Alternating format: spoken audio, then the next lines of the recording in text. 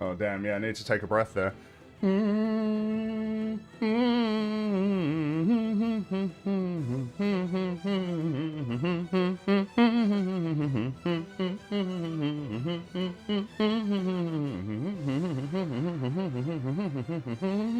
Didn't learn my lesson.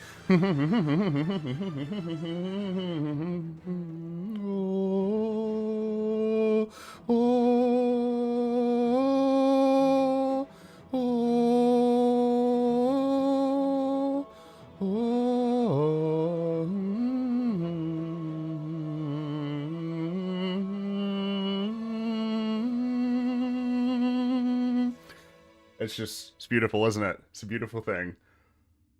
Man. Hello, everybody. Welcome. We're gonna have fun today.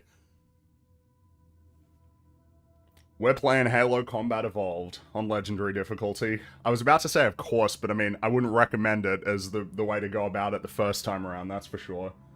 But look, we're cool here. Pretty obvious why I'm playing this. We got another remake for this game coming out real soon.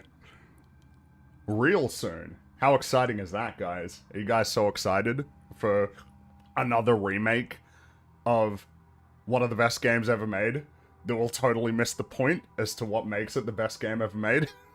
Not the best game ever made. One of the best games ever made.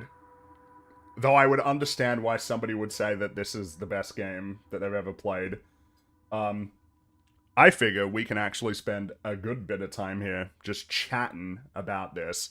What we're doing here is, it's, you know, obviously, I'll just take, you know, an excuse to play Combat Evolved again. I'll take that, you know, whatever excuse there is, but, this will, be like an opportunity to sort of, essentially, while playing the game, just sort of talk about what makes it so cool. And even in doing that, almost certainly not cover everything. Maybe even most things that make it worthwhile. I mean, so worthwhile was this game that it's essentially the reason that Xbox even exists at this point.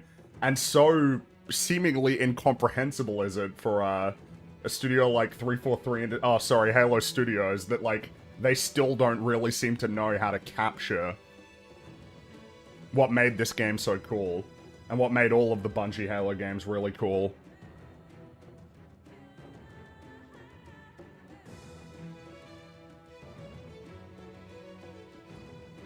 Remember when big game studios made good games? Yeah, that was nice, man. I'm biased, I will admit that, but I feel that you can kind of just say almost definitively that the 2000s, you know, like 6th generation in particular, was just the, man, that was just like, we did it, man. It was kind of all downhill from there.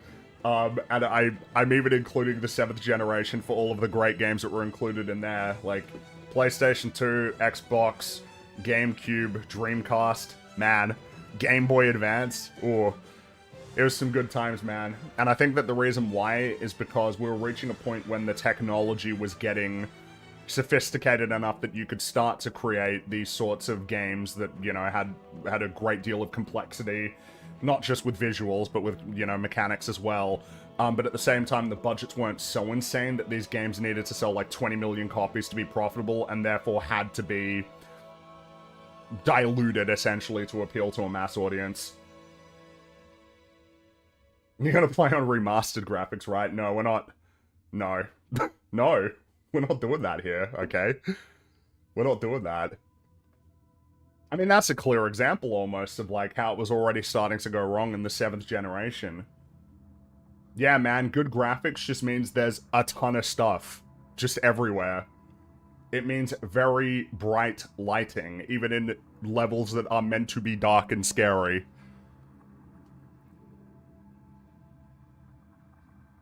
Would you say this is the time when technology evolved? Yeah, sure. I mean, you know, it was the second last generation that saw substantial changes in the types of games that were being made as a result of a new console generation, because PlayStation 3 to PlayStation 4, it was a jump, sure, but it wasn't the same. It wasn't the same as PlayStation 2 to PlayStation 3, or PlayStation 1 to PlayStation 2, or SNES to N64, or NES to SNES.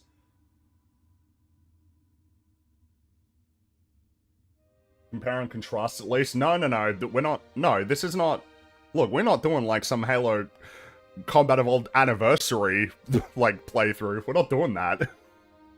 I don't respect the new graphics, so we're just doing original. The way that it was meant to be played. Even though, obviously, it wasn't originally meant to be on computer, but yeah, look, alright, you get the idea.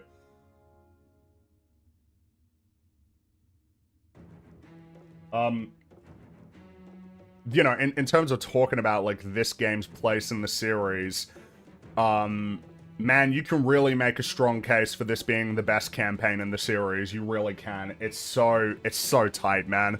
It's, pretty much, in fact, yeah, do I want to definitively say that? I like to not be definitive a lot of the time when it comes to, like, ranking things. But you can really make the case for this being the best one. I really love Halo 2's campaign, like, particularly the way that it explores the Covenant is super awesome. But it has its inconsistencies, okay? And Halo 3, that's, like, a really strong campaign from, like, a design standpoint. From a story standpoint, I'm pretty happy with it, but there are, like, things about it that are just, like, inferior compared to Halo 2 in terms of storytelling.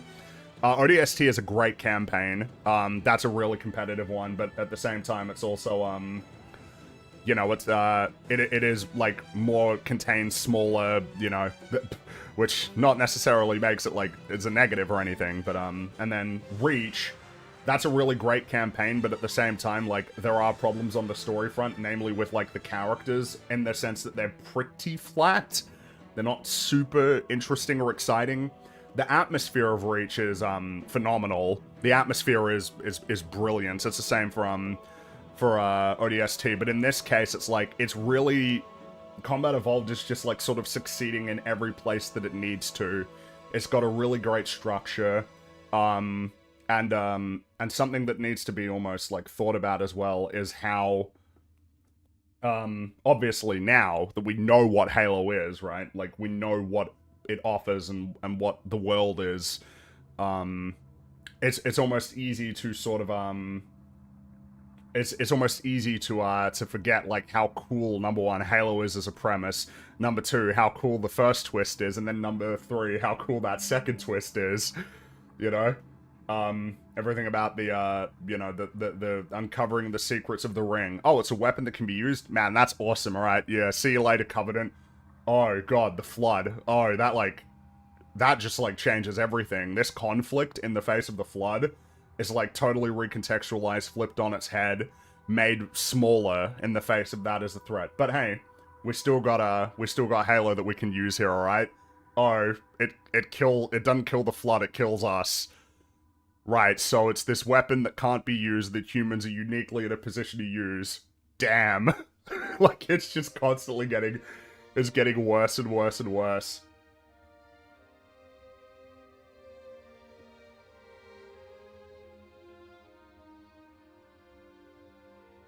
It's just really very strong in that sense. And then in terms of the,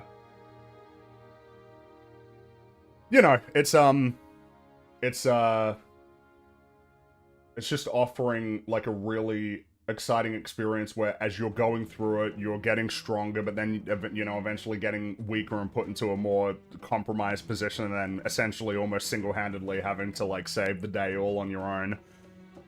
Everything has changed about from where you started to where you ended. Everything has been completely changed all over the course of this one campaign that's got pretty good level variety, relatively clever in its reuse of levels,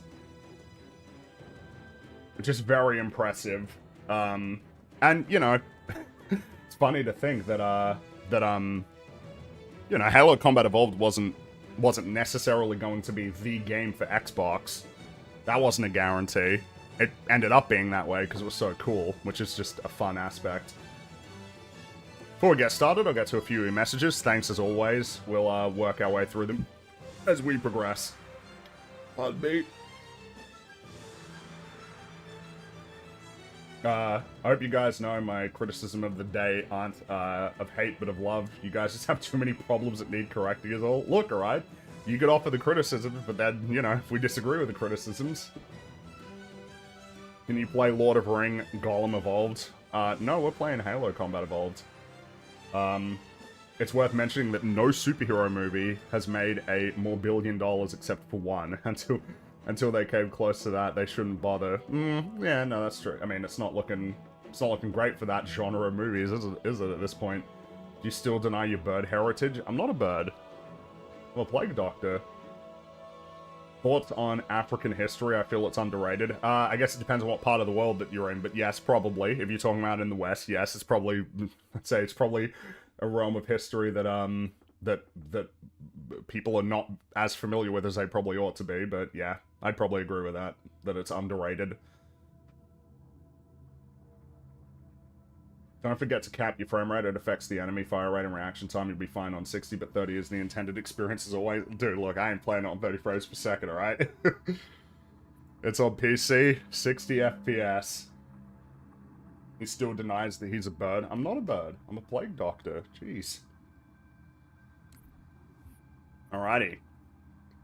Pillar of Autumn. Yep. Yep, visuals and effects. Classic. Legendary. Of course. We ain't doing any skulls or anything, though. Ah, alright. Halo. Combat Evolved. Legendary. Here we go.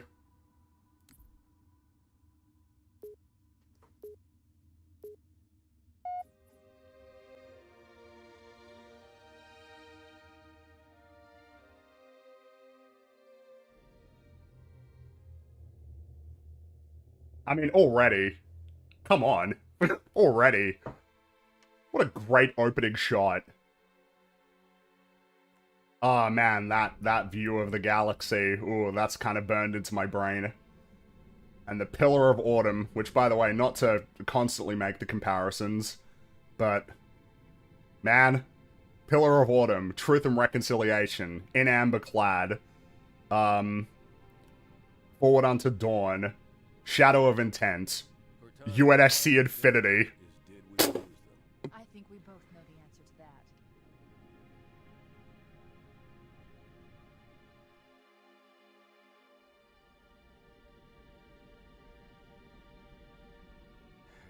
We made a blind jump. How did they... Get here first? The Covenant ships have always been faster. As for tracking us all the way from Reach, at light speed my maneuvering options were limited. We were running dark, yes? Until we decelerated, no one could have missed the hole we tore in subspace. We're already doing a lot of work for the world building, by the way, very rapidly. For us on the far side of the planet. So, where do we stand? Our fighters are mopping up the last of their recon picket now, nothing serious. But I've isolated approach signatures for multiple CCS-class battle groups. Make it 3 capital ships per group.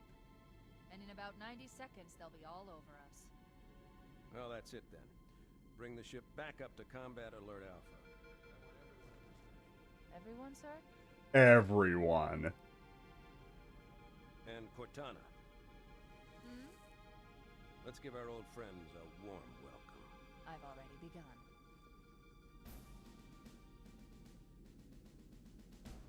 Attention, all combat personnel. Please report to your action stations.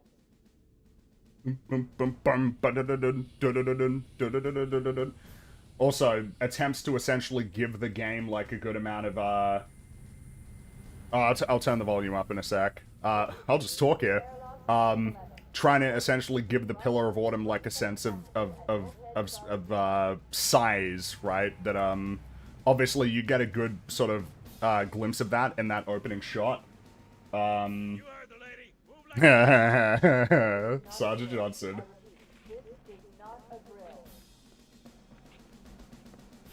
But we're trying to give this place a sense of space and place. in the middle of nowhere to keep from getting their filthy claws on Earth. But we stumbled onto something that's so hot for that they're scrambling over each other to get it. Well, I don't care if it's God's own anti-son of a bitch machine or a giant hula hoop. We're not gonna let them have it. What we will let them have is a belly full of lead and a pool of their own blood to drown in. Am I right, Marie? That's a fun thing as well. Always having different dialogue depending on the difficulty that you're doing. That's fun. We used to have fun. I'll turn the volume up in a sec. Hold on. All you greenhorns who wanted to see Covenant up close, this is gonna be a Oh, here we go. Whoa. Sir? Right. Let's thaw him out. Oh, I'm out. Cracking the case Yeah. in 30 seconds. There he is. A character that is profoundly misunderstood, miraculously, stunningly, given that he's meant to be simple. Very, very simple and easy to understand. But hey.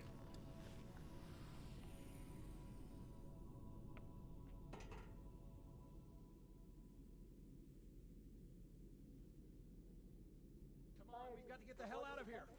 Alright, hold on. Let me turn the volume up a little bit.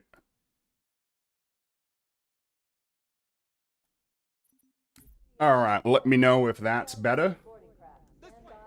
No, let's pause for a little bit. You can wait for me to talk a little bit more. So, yeah, I mean, we've done, like, a lot of work immediately, and it's all pretty straightforward stuff. It's all relatively basic, but, you know, showing us the main location of the game, showing us essentially the sort of core, like, binding element of this in terms of the Pillar of Autumn. This is, like, home base, which is already getting destroyed, which gives us a sense of how powerful the Covenant is immediately. Even with Master Chief here as, like, the most powerful person, essentially, in any room at any time. Even with him, humanity still loses this first battle. And then, like, as soon as you're on Halo, you are, like, seriously, undermined, like, in terms of, in terms of, like, your power level, you know?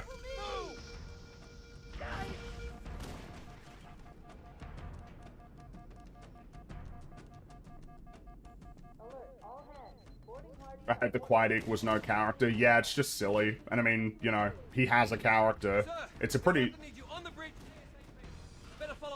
It's a pretty, you know, simple character for sure, but I mean, it's, but like, I mean, that's the role he's meant to serve, but that doesn't mean that he's broken, or that he needs to be changed, or that we need to delve into his psychology.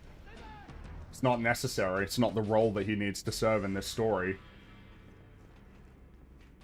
Alright. Keys.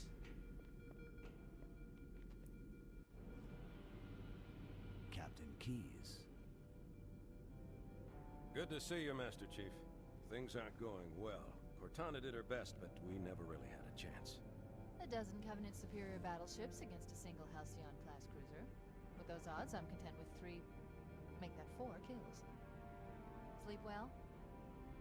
No thanks to your driving, yes. So you did. Oh yeah, we used to have fun in these games too. That was nice. Remember when we had fun in Halo? Must have been one of their boarding parties. I'd guess an antimatter charge. Control for the main cannon is offline. It's like a balance that they Was never... my last offensive option. All right, then. I'm initiating Cold Protocol Article 2. We're abandoning the Autumn. That means you too, Cortana. While you do what? Go down with the ship? In a manner of speaking. The object we found, I'm gonna try and land the Autumn on it. Or has enough dead heroes. I appreciate your concern, Cortana, but it's not up to me. The protocol is clear. Destruction or capture of a shipboard AI is absolutely unacceptable, and that means you're leaving ship. Lock in a selection of emergency landing zones, upload them to my neural lace. Aye, aye, sir.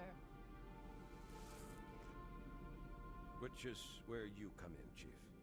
Get Cortana off this ship. Keep her safe from the enemy. If they capture her, they'll learn everything.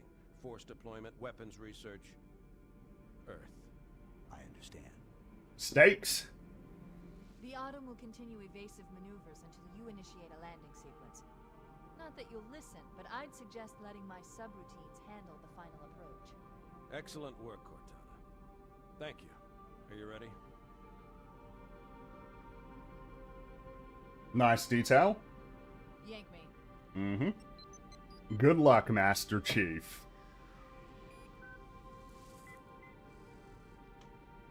Good luck, Master Chief.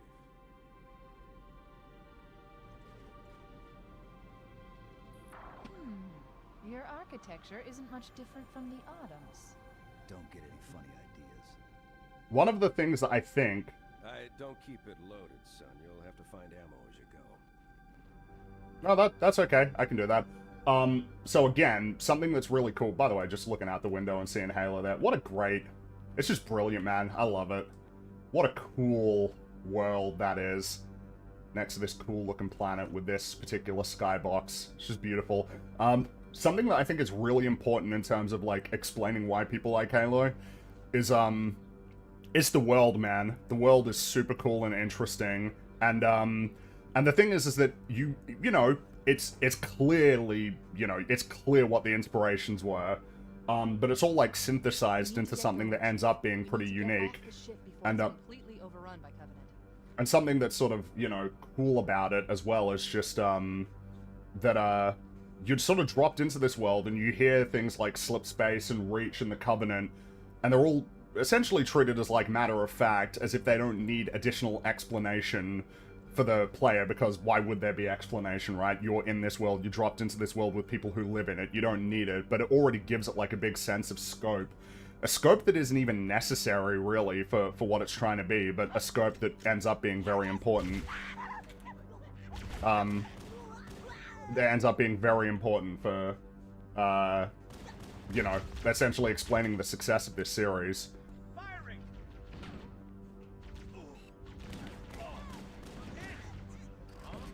Those Marines could use some help, Chief. Yeah, I'm working on it. Keep it up! I'll take you all on! Get clear!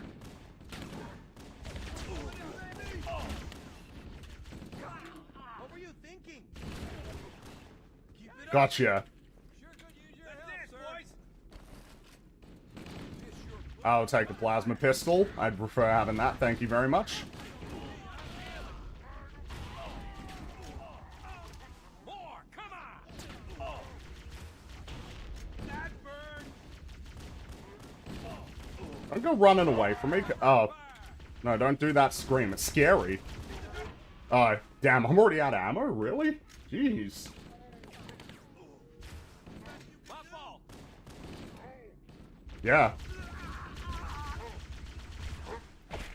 Oh, we're off to a great start. Keep your head down. There's two of us in here now, remember? Yeah, I got you. Don't worry. Just you and me now. Combat teams on deck 7 and 8. Fall back to secondary defensive position.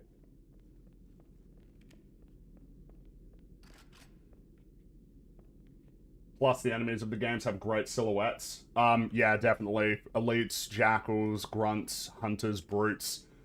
Just easily readable, especially with the big bright colors. Big bright colors are definitely helpful in that regard.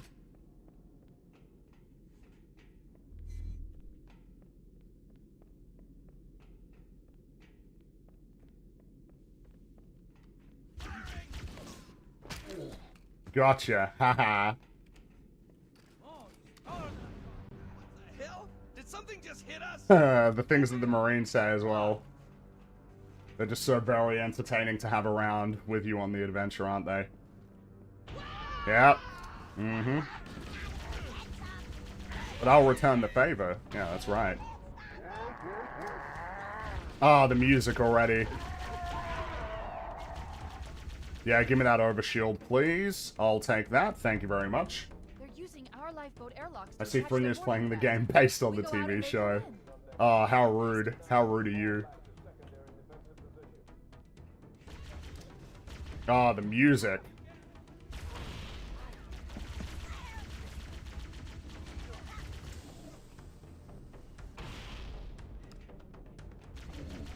I can't believe you'd say that.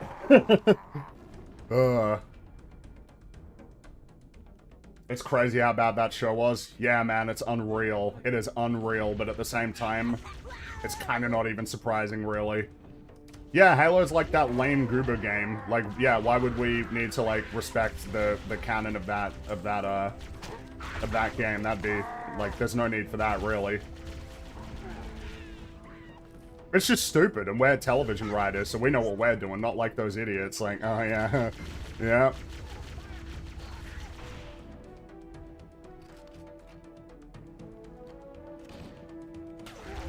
Some more of this.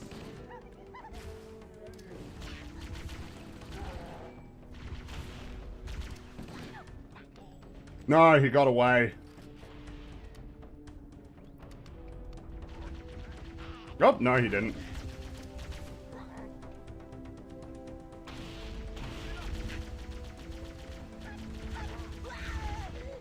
Stop running away from me. Come on. Here we go. I mean, it is nice and vibrant and colorful as well. And I gotta say, like, it is really funny to me. Like, when you think about something like that Halo show, if you were to watch it and you didn't know that it was based on a video game, you'd be like, dude, why is this, like, lame show? This lame, stupid, boring show? Why do these, like, really creative and, like, and wacky aliens keep showing up in this show? It's a problem that I think a lot of things have. It's a problem that the Disney live-action remakes certainly have. It's like, why would... Like, if you didn't know that there was an animated film, why would there be, like, a talking fish? Or, you know, like a photorealistic talking fish? These things don't make any sense.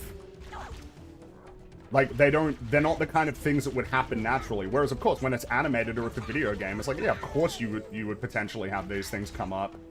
It's just funny to me to think about that as, like, an element of what makes these things so stupid. Man, you're just not giving me pistol here.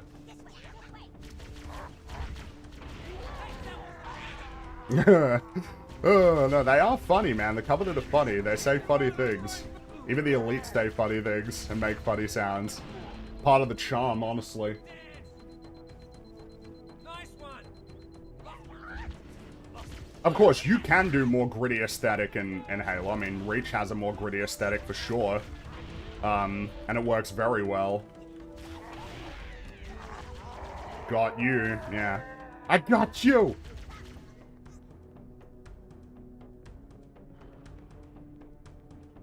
I'll take another overshield. Oh, hold on. Actually, let me, so that I don't forget, I'll just keep up with some of the super chats here.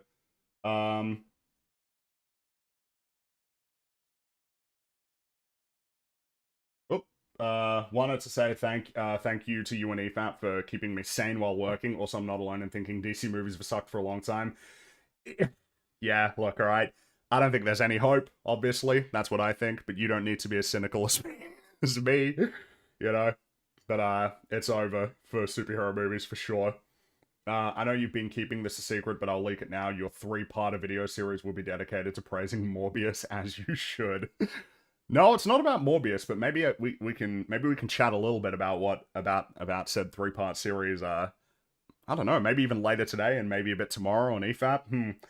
Could you tell the emus to turn the temperature down? What? Turn the... I mean, it's not that warm over here, unless you mean like over in Europe or something, because it's pretty hot over there, but I didn't know that the emus had, like, agents abroad. But then again, I mean, that's not a surprise, really. Sorry, I'm just drinking my coffee. And now it is drunk. I have had it all. A streamer I edit for is currently visiting Australia, Sydney specifically. Any advice or recommendations on what to do there, especially food to try? I mean, food, I don't know. There's lots of stuff to see in Sydney or just around Sydney. Like, if you go out of Sydney to Hunter Valley and stuff like that, or... I mean, Blue Mountains, there's lots of stuff. Dude, I mean, you know, I'd say, like, a Google search would probably be better than me in terms of giving advice on that. But that's cool. I was just thinking, if you conquer the Halo ring, wouldn't that make you the Lord of Ring? I don't know about that. Anyway, let's keep going.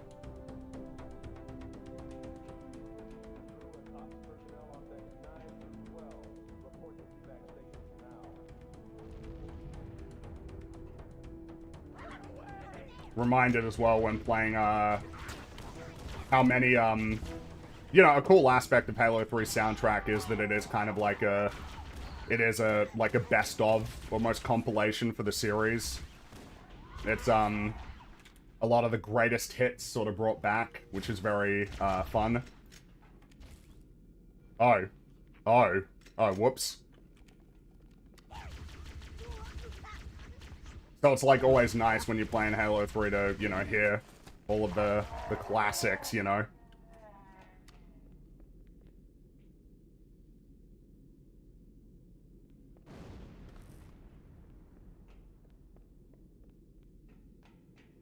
Oh, by the way, there's a pretty good tutorial level in terms of giving you, like, a relatively contained environment to essentially familiarize yourself with the mechanics. And a lot of this was necessary, especially for, you know, a game that was really important as a, you know, a console, first-person shooter, you know? Because obviously, once you get onto Halo, that's presenting you with a level that is more like the levels that you would typically play in Halo. Big open spaces, some ability to, you know, travel through that space at, like, your own pace and your own speed. What level do we meet Mackie? Stop it. Stop it. You're traumatizing me again. Oh, dude, I hate that show so much. I hate it. I'm so...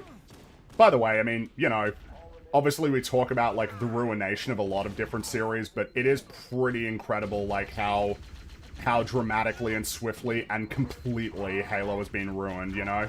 That is a remarkable accomplishment.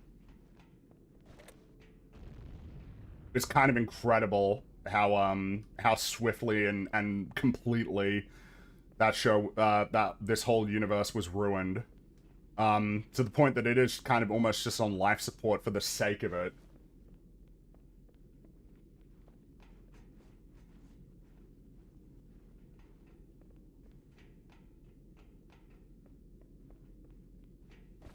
And, you know, I think it was said, like, that apparently 343 developers were, like, unhappy with that show, but I almost find that, like, silly. Like, that show is, like, a byproduct of the thinking, that went into the 343 Halo games. Like, yeah, we need to figure out who Master Chief is. Like, I promise you we don't. We really, truly do not.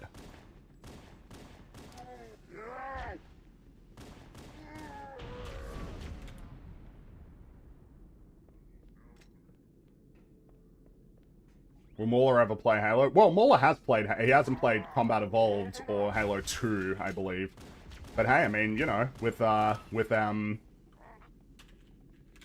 new vaguely newish Halo game coming out soon, who knows what could happen, man? Anything's possible.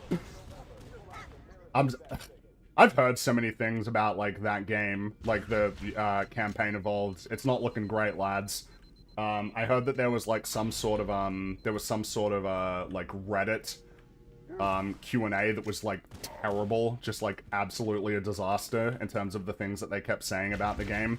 I've heard stuff about, like, the nature of, like, what it even is in terms of how much of it is, like, new assets versus repurposed assets and where, like, said repurposed assets have even come from. I've heard a lot of bad things. I guess we're gonna find out firsthand, you know, soon enough. Chief is already a human and a character. Yeah, he is. We'll talk about it, but it is one of the most remarkably misunderstood elements of, like, Master Chief cares about people. He does. And this is something that is shown routinely, reliably throughout every Bungie game. He cares about people. Of course he does. He's a hero. How would he be the savior of humanity if he was just, like, a cold, callous robot? The Covenant are destroying the life pods. They really don't want us on that ring. Warning, blast doors closing. We have to use the ship's maintenance access ways. Follow the nav point. It will lead you to an opening. So you're already just that, like, why do the Covenant really not want us on Halo? Well, we'll find that out. Because again, it's all getting introduced for the first time. At this point in the story, we have no idea what Halo is. We have no reason to know why it would be of any importance to the Covenant. But of course, we're going to find that out, and we're going to find out the nature of, you know, how their belief is, how it even came to form and how it's not, you know, correct.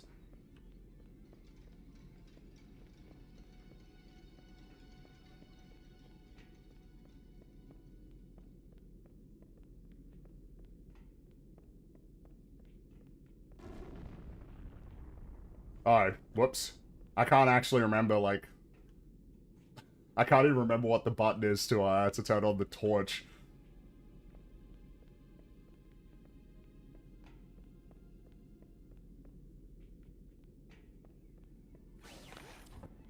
Oh. I just went back the way I came.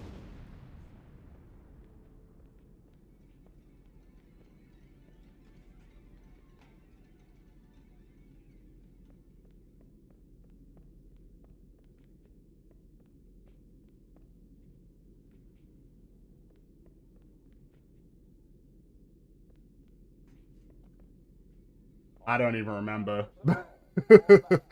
Well, I'll need to find that out. No, I know I have a flashlight, but I can't remember.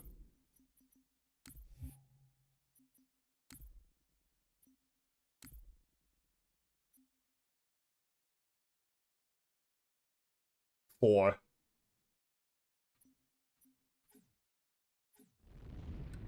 There we go. Wow. Ooh, yeah. It's funny, I forget sometimes about this being, like, an element of this game, because obviously they were like, hey man, we gotta show off, like, our crazy, you know, gotta show off the crazy new lighting system that we have here. It's next gen. It's like, you know, man, it's funny, because I just feel like there's so rarely any instance where I'd ever want to use it. You just rarely ever need to use it.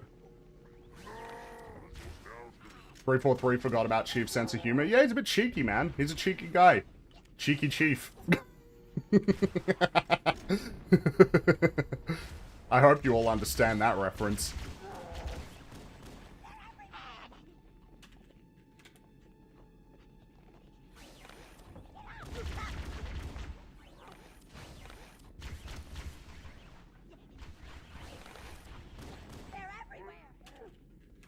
I love the enemy noises. It really, it's just very, very entertaining. Oh shit. Oh, uh-oh. We got ourselves in trouble here.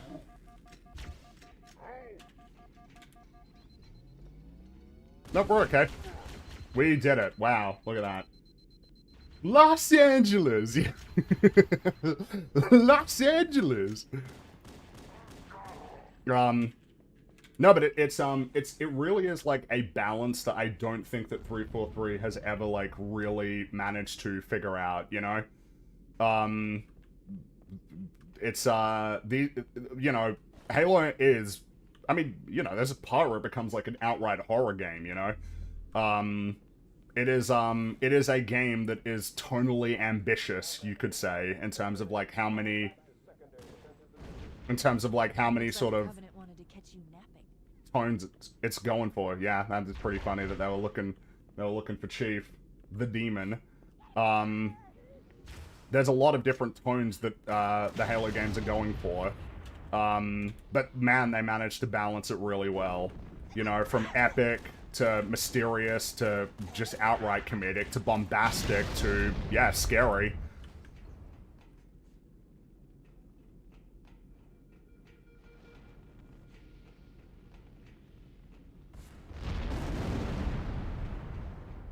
Okay, you got a chill, game. Just give me a second here.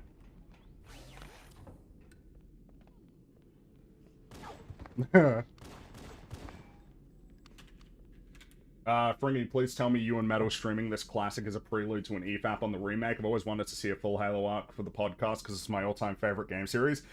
Well, what do you think? Maybe there's even more to the story than just that, huh? Who could say? I can say, but not yet.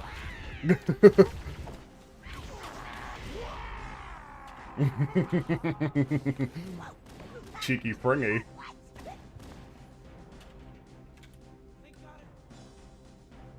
damage to the superstructure is extensive. I don't know how much more abuse the Autumn can take.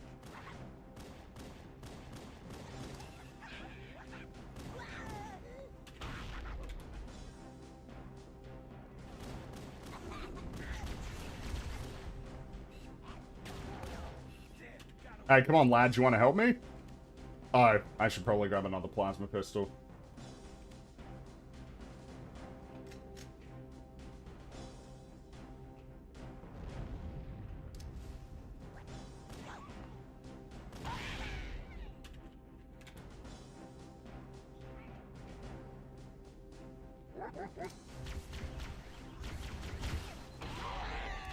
Gotcha.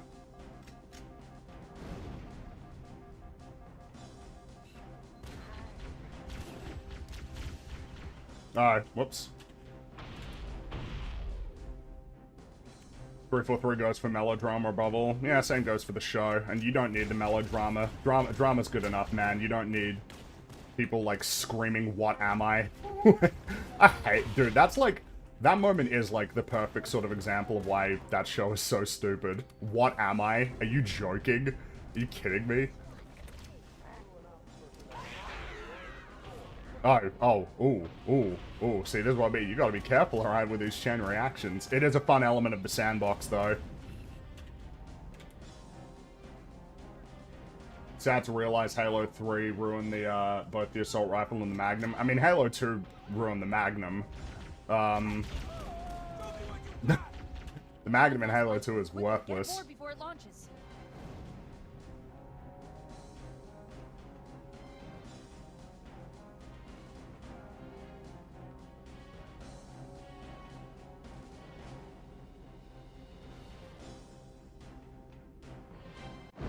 Here we go. Oh no.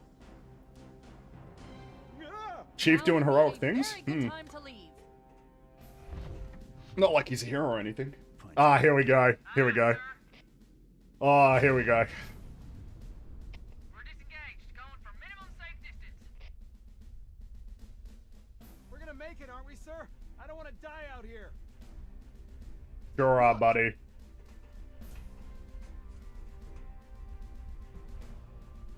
Like, man.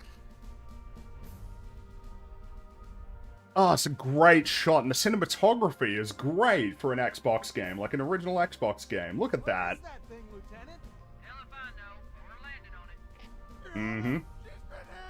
it. The Autumn's accelerating. Keys is going in. Oh, I heard. I remember I listened to the Combat Evolved, like, developer commentary, and I believe that shot was achieved by moving... It's like the camera is actually static, and then they move the Pillar of Autumn around to give it the sense of movement. We'll be fine. We'll be fine. Oh, look at that. Da-da-da-da, da-da-da-da.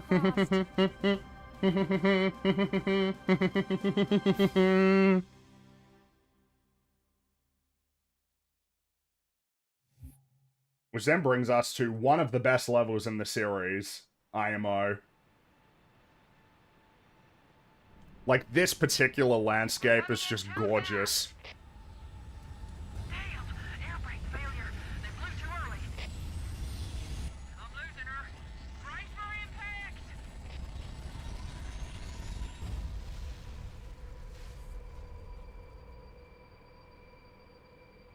Chief? Chief, can you hear me? At last. Are you alright? Can you move? No one else made it. It's just us. The impact. There's nothing we can do. Like, there's so much to be said immediately. We were talking about it before, but we instantly convey the stakes of the narrative with, even with Master Chief, even with all of these Marines, even with this, really, I recommend moving into those hills. even with this We're lucky. really The Covenant awesome will believe that everyone aboard this ship lifeboat died in the crash. that we have, even with that really awesome ship and all of our technology, even with all of it, we still lose. And then when we first arrive on Halo, we are alone. Totally alone. We are outmatched. We can't fight any of the vehicles that they're sending in. We have no means at this point of dealing with Banshees or dropships or anything. And look at that. It's just beautiful. Look at that. It's an amazing skybox. God, it's just so cool to see the land, you know, going up into the sky and looping all the way back around. Such a great visual. It is absolutely iconic, yeah. I mean, dude, this is like the aesthetic. You know, essentially to the point that with Halo Infinite, they were treating it like it was the only aesthetic. You know, like the sort of pine trees, canyons, big, you know, these big skyboxes.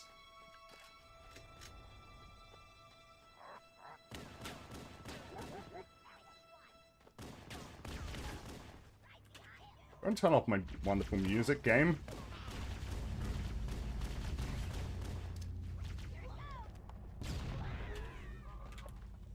That's also, again, when we talk about, like, the nature of the sandbox, you know, because, you know, there's stuff to be said for the Flood, and how the Flood are not as good as the Covenant. The Flood are great, as an enemy type, but they're not as good as the Covenant. Man, just, like, the interplay between, elites, jackals, grunts, it's just really, it's quite superb, isn't it?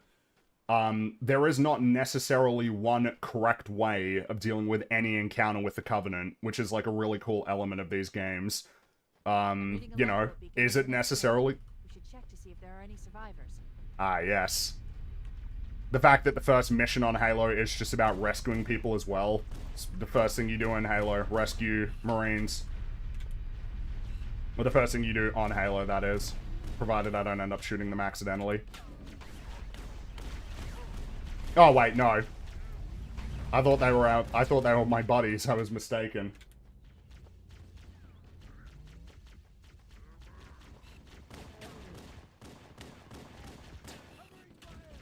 But like I was saying, it's not, you know, is it the best decision to take out the elites first or the grunts? Depends, really. Kind of depends on the situation you're in. It depends on the way that the enemies themselves are positioned. It depends on what weapons you have.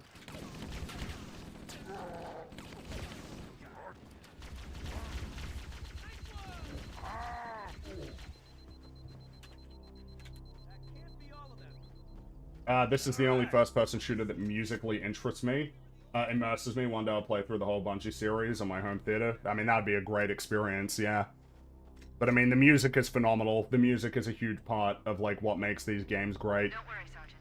We'll stay here until evac arrives. Dropship heading in. Over here. And this is particularly, this is a great set piece. Before we get into it, let me read a few more of the messages here. That's another thing as well that's a strength of the game, is all the set pieces, which we can talk about. Like, real set pieces that are just baked into the gameplay itself, though.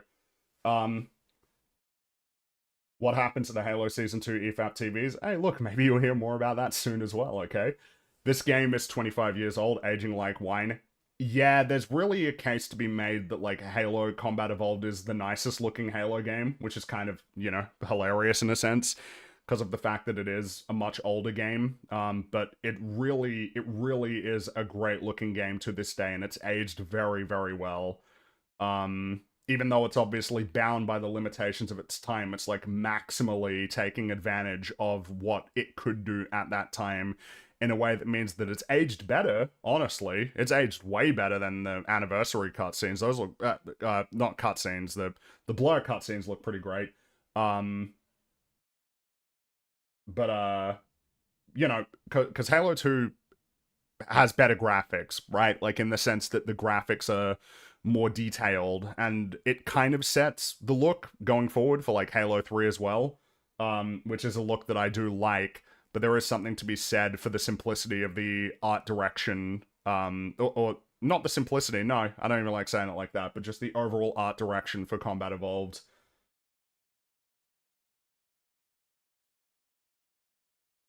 It's fully realized. That's, like, an important element of it. But, I mean, obviously, in terms of, like, raw fidelity, Reach is the highest fidelity of the Bungie Halo games, and it achieves an aesthetic that I think is cool, the more, like, detailed, gritty, military sort of side of it. But, you know, there's something to be said for this direction, for sure. A lot to be said for this direction, honestly. It is my preferred direction for the art.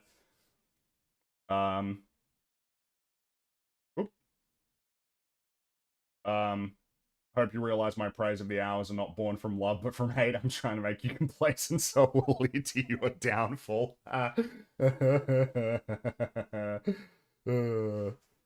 When does he scream, "What am I?" Oh, that's season 1, episode 2. He's talking to this guy. He's this crazy, wacky guy who has access to information that he shouldn't have. And, yeah, John Halo screams, "What am I?" It's not even the only thing he screams in that show. I heard you guys are hosting a group therapy session for the survivors of mixtape tomorrow. Have a good time and heal together from the pain. Look, alright, we'll do the best we can on that front.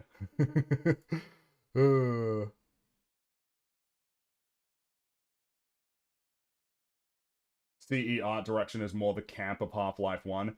I mean, the thing is that you know, camp, like, I mean, there is camp for sure in the Halo games, but at the same time, like, it's just, like, this looks great. Look at this skybox.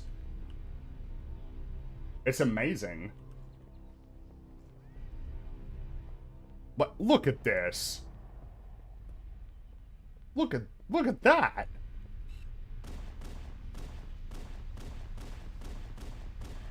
Just in awe of this game that, yeah, at this point, it's 25 years old this year. 25. And we're gonna celebrate it with...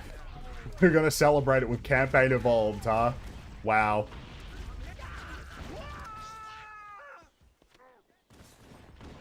What the hell am I doing?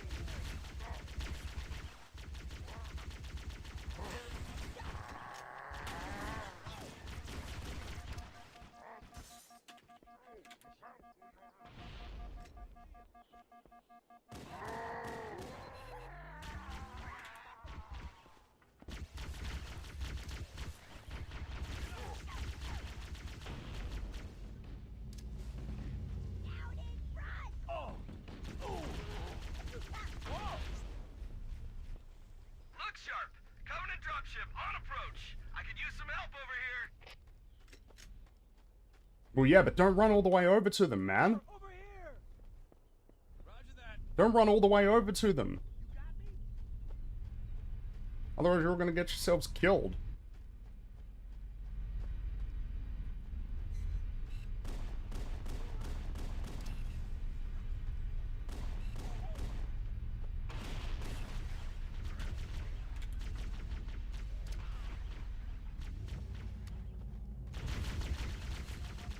Ah, whoops.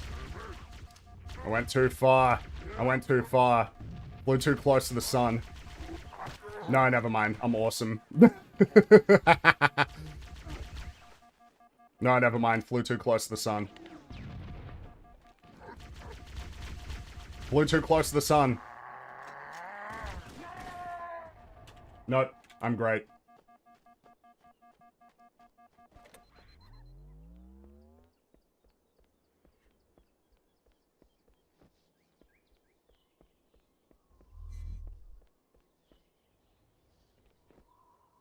Oh, they're like, is there like one? Yeah.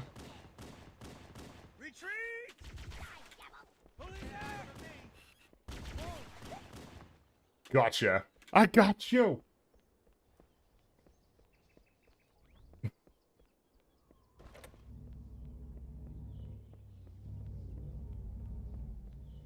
Because of course this is a really cool environment for like our first sort of big set piece on Halo, introducing you to a sort of format that's going to be sort of recurring, right, like throughout the game. You know, you're in a big space, in a big environment where you got a lot of places where you can go and to hide out and everything, and you're going to have a whole bunch of guys coming at you from multiple angles. Figure out where you want to go, figure out, you know, where you want to, if you want to hole up or if you want to just take the fight directly to them.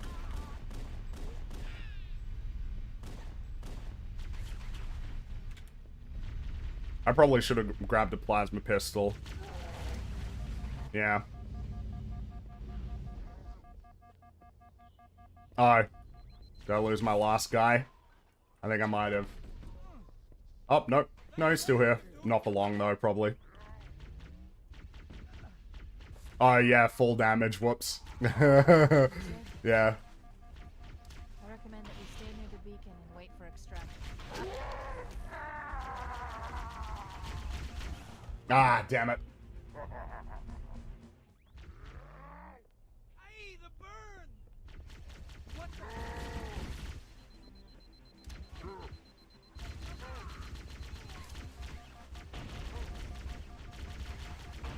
Couldn't save them. I recommend that we stay near the beacon and wait for extraction.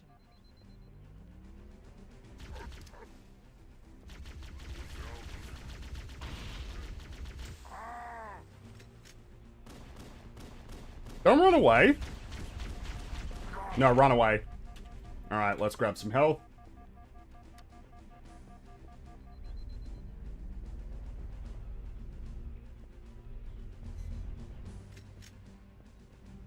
Oh, damn, they're all coming.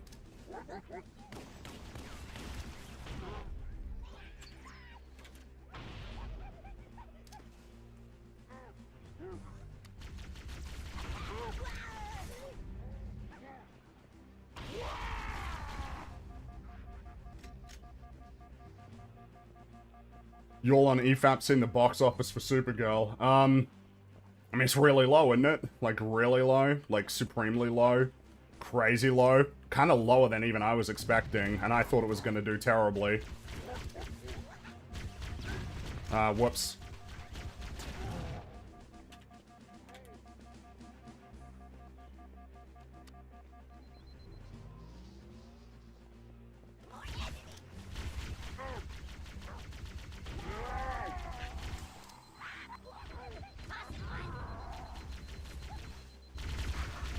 Ah, damn it. Let's try that again, shall we?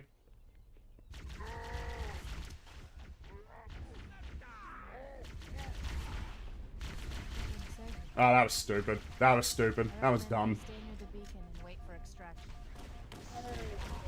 Yeah, come on, just kill me. Let's reset. We couldn't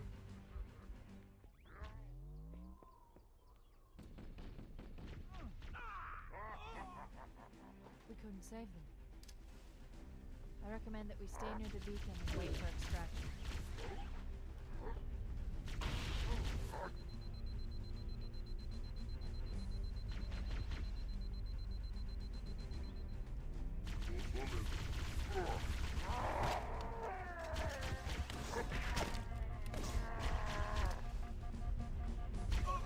Damn it. 107 million worldwide. That's pretty bad, man. That's pretty bad. That's, like, worse than I was expecting. And, I mean, that's it. It's not going to make any more. I recommend that we stay near the beacon and wait for extraction. Alright. Let's get back up there. No, let me see if I can find a... I need a plasma pistol. There we go. Now... let's wait on claiming that health pack. We don't need it yet. We'll be fine. For the time being, I'd say.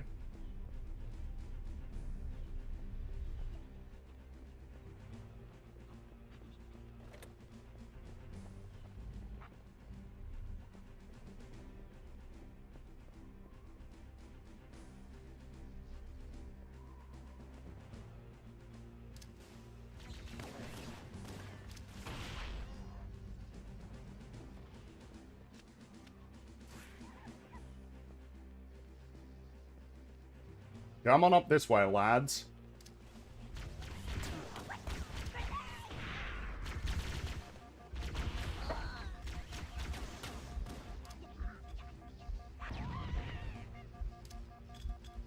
Whoops. I definitely want that health now. Thank you very much.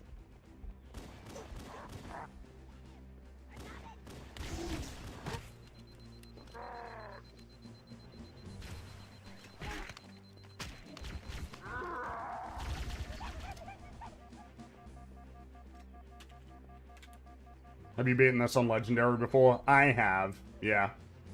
But look, I ain't that good, okay? There's definitely gonna be some deaths in this playthrough. But hey, the music's ramping up, which means I'm doing a good job. And that's what that means.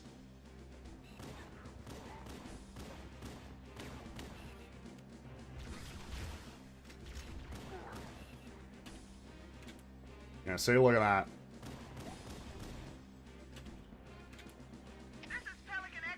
Yeah, see? Anybody read Look at that. Repeat. Haha. Any UNSC personnel respond. Roger, Echo 419. This is Fire Team Charlie. We read you. Is that you, Fohammer? Roger, Fire Team Charlie. This is like a fun element. Fohammer, we need transportation to the command shuttle. We sure do. Give me that warthog. And give me a marine that yells wahoo. If those lifeboats make it down, the Covenant are going to be right on top of them. Fohammer, we need you to disengage your warthog. The Master Chief and I are going to see if we can save some soldiers. Roger, Cortana. Okay, Charlie Team, warthog deployed. Saddle up and give them hell. Roger, Come on. Fohammer, stand by to evac survivors and transport them to safety. That's affirmative. Echo 419, staying on station. You know, it's a lot of these details really help the world This cave feel is like not a big. natural formation. Yeah, that's right, Someone Cortana. built it, Yeah. so it must lead somewhere. No, that's a good point, Cortana. I've hacked into the Covenant battle network. We're actually broadcasting tactical data on unencrypted channels. We should show them who they're dealing with. Master Chief, I'm going to use your suit's transcom system to monitor their chatter.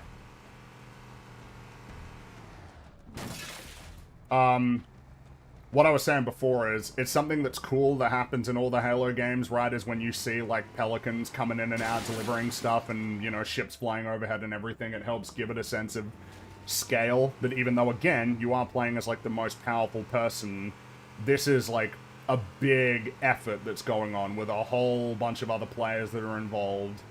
It's, sort of a large scope, it's a big world, and you're an important part of it, but you are not, you know... You are far from the only player in it. Come on, buddy. Alright, let's try that again, buddy. Your win at the end of the franchise feels earned. Yeah, especially with the fact that, like, there's just so many times where humanity is, like, losing, or it's going really badly for humanity, you know? So often that is the case. That, like, any victory usually doesn't even last very long. It's like a small victory with some greater setback that comes along. So yeah, when you eventually do win, it feels like quite triumphant.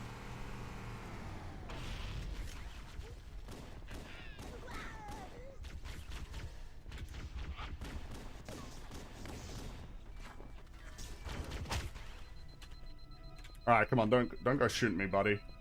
Oh, wait, are there more guys? There are more guys over here, yeah. Oh, it's just a couple of grunts. We're all good. Halo often feels like a space epic. Well, I mean, that is what it is. That is what it's trying to be.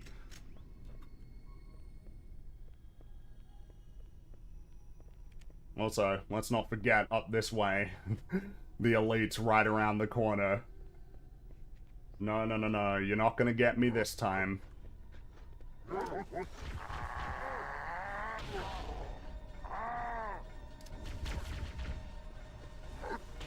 Oh, damn it.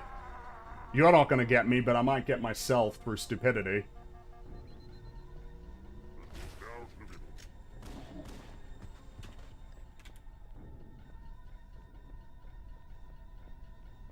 Like, because obviously, you arrive on Halo, which must be created. It must have been created. Nothing about it is natural. That's one thing. But to arrive on Halos, and then, you know, you see all of the nature and the beauty, but then all of a sudden you have all of this artificial elements. It's that fusion of this sort of natural beauty, but none of it is natural at all. And you're regularly reminded of how unnatural this place is. It means that, yeah, it's very stunning and nice and pretty, but it is also somewhat eerie. You've stumbled into much, much, much more, you know... You've stumbled into something ancient. And then it turns out that the nature of what that ancient is, there's an ancient good, but there's also an ancient evil, in the face of which the current ongoing battle between good and evil, you know, is made a lot smaller by comparison. Good stuff, is what I'm saying. It's a really cool premise for a story.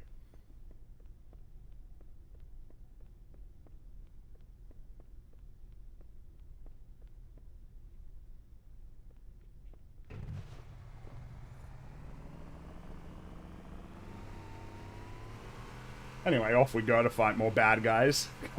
Because we still have fun here, even with all of this stuff that makes us wonder and think.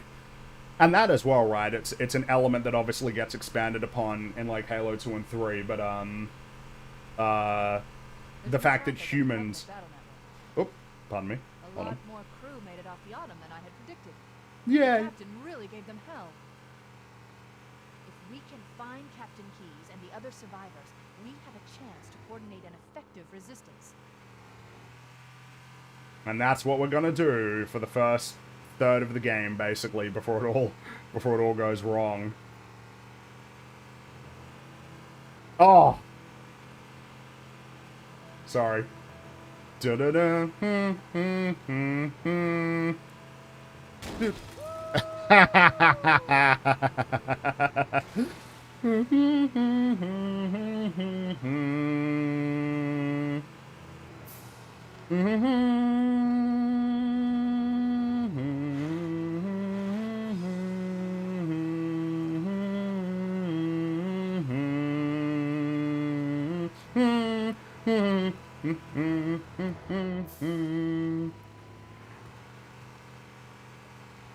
This ship plus, yeah, Forward Unto Dawn landing in Halo 3 is incredible. It sure is, especially when it lands with such force that it blasts all of the destroyed anti-air, like, wraiths out of the way.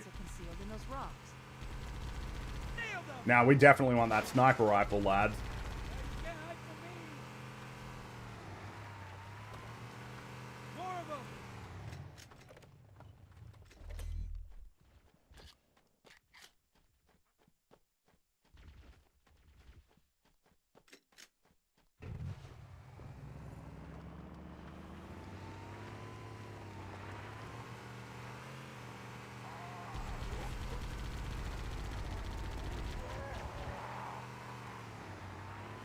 Also, another element of Halo that is, again, probably goes without saying because we all know, but, you know, we'll say it because that's the purpose of what we're doing here today. The interplay between, like, weapons, vehicles, melee, grenades. Just having these vehicles is just, you know, an important part of what makes this, of what makes these games worthwhile.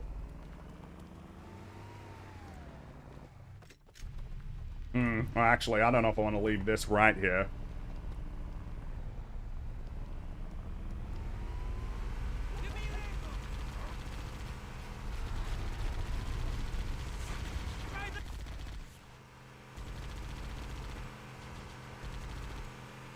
In a good way? Oh, of course in a good way, that interplay.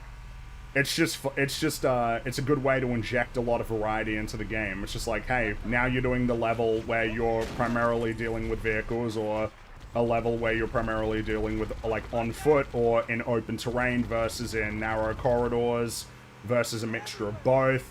Or, you know, on this one you'll need to be flying a Banshee around.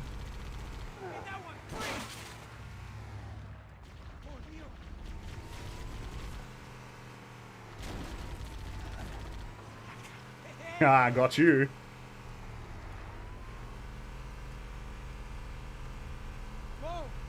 Did you watch a video of some of the original devs talking about the creation of the Ark?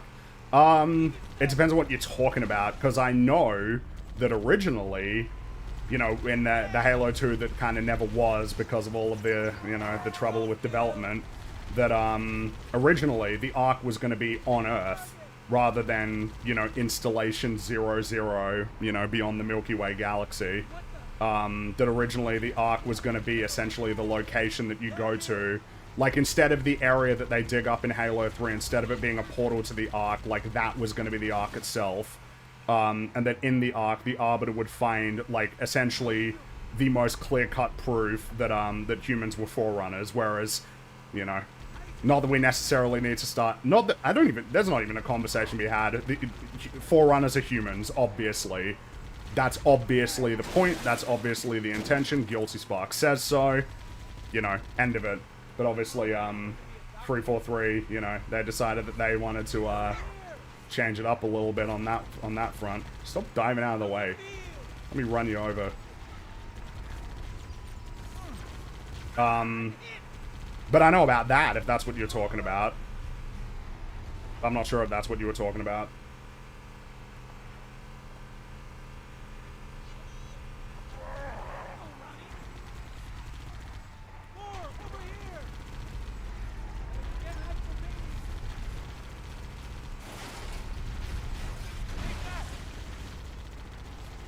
I may have messed up here. Oh, no, never mind. I'm awesome. And I save all of my sniper ammo as well.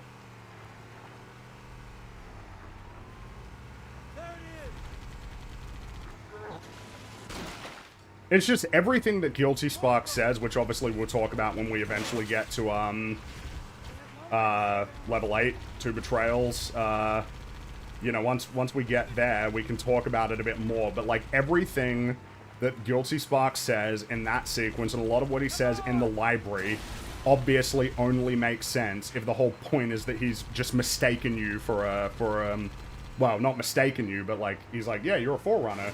I don't understand why they changed it, because they wanted to do their weird mantle of responsibility thing that just isn't an element of the original Halo games at all. Echo 419 to Cortana, come in. That's why. Need you, Echo 419. We have survivors and need immediate dust off. Roger, Cortana. On my way. I've spotted additional lifeboats in your area. No, I know. One near the cliff edge. And another near the head of the river. Hard to see from my altitude, but it looks like there are more survivors. Acknowledge. Let's go get him. We're on our way.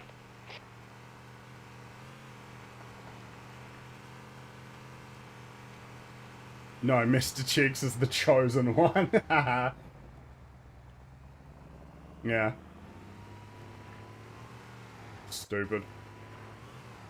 Oh yeah! I mean, I didn't think it was that impressive, but hey man, if you're having fun, that's fine with me, alright?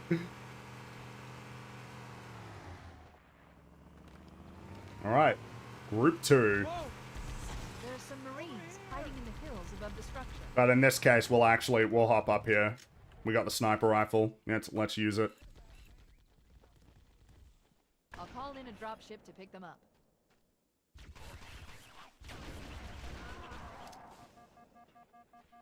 Nice to see you, sir.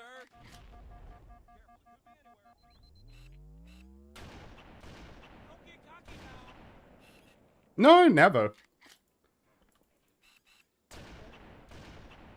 shot.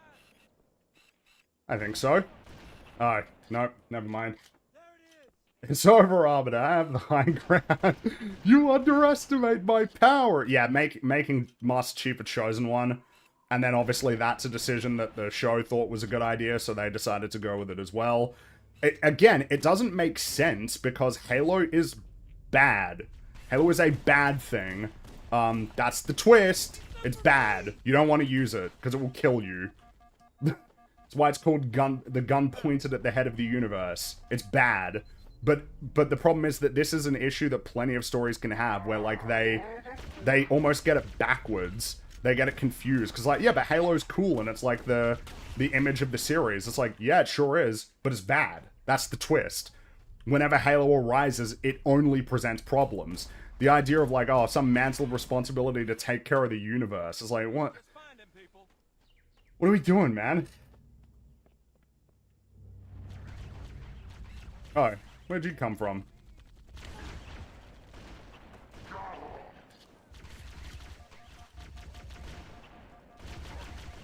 Oh, damn it. Yeah, get some. Come on. Get some. Get some. Oh, shit.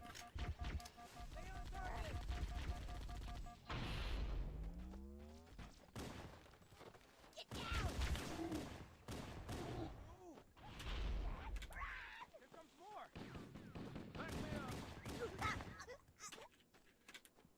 up so I can. We can't have the big metal man just be a guy. He needs to be hyper important. Yeah, he is. Again, it's like, no, the luck. It's not just a thing that Cortana observes that's kind of interesting. He's actually cosmically lucky. Like, what are we doing? Ready for another pickup. What are we doing? Hammer. We're ready for dust off. Approach when ready. We're going to look for the last lifeboat, Echo 419. Good One of you guys want to jump on, jump in the gunner seat? No. No? No, that's okay.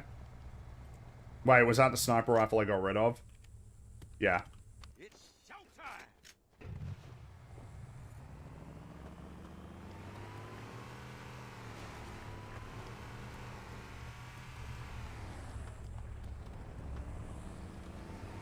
Oh, wait, there's another sniper rifle over here, isn't there?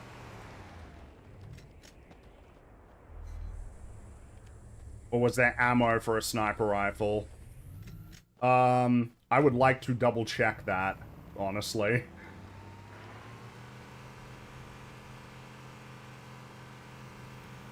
If I could have some ammo for my sniper rifle, I would prefer that.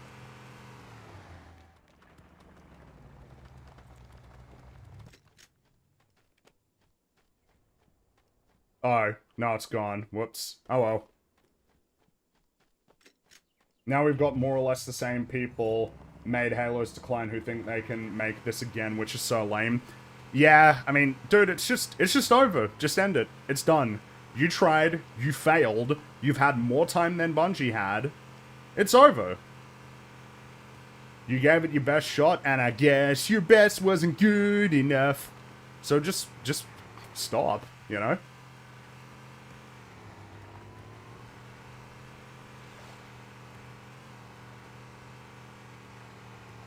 Maybe they took cover in that structure. Let's check it out. Warning. I've picked up reports that the Covenant has located and secured the Pillar of Autumn's crash site. The good news is the captain is still alive. The bad news is that the Covenant have captured the entire surviving command. Let's hurry and find the final lifeboat so we can link up with the rest of the survivors. Get after more! More of them! Come on, lads. I say 'em. Got him! Aim better. Come on, aim better. Do it. Sorry. Anyway, I need to hop off anyway to deal with some of the guys in here. Yeah.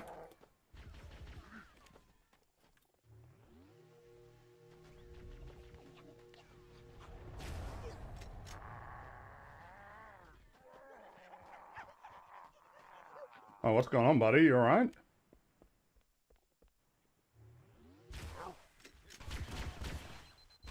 Oh, damn. How'd I mess that up? That's just terrible. Man, I got no health already. How'd that happen? Oh, and he's got his shields back. Awesome.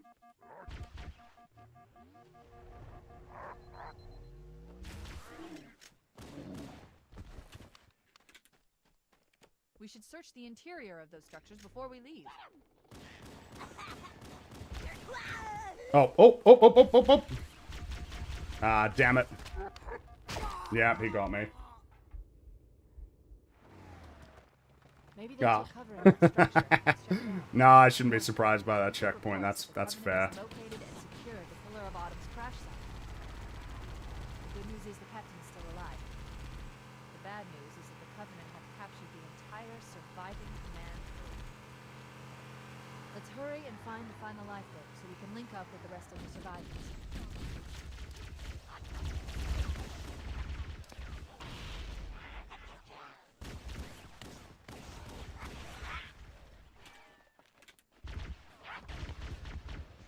Campaign Evolved. Still such a stupid name. It's supposed to be just around the corner. Yeah, it's coming out in like, I want to say just under 2 weeks. Because it's coming out early if you pre-order it, which is, you know, it's just one of my favorite aspects of modern gaming.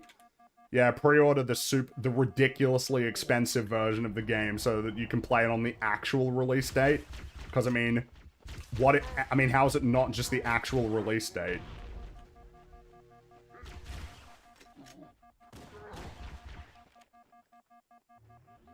Campaign Evolved. So dumb.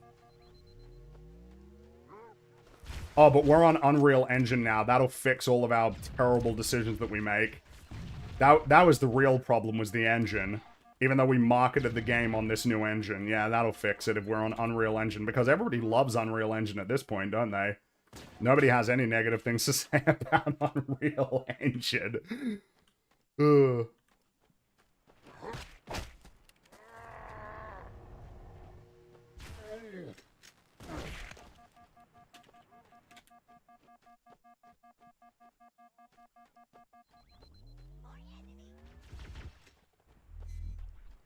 We should search the interior. Alright, come on, lads. You're in here, aren't you?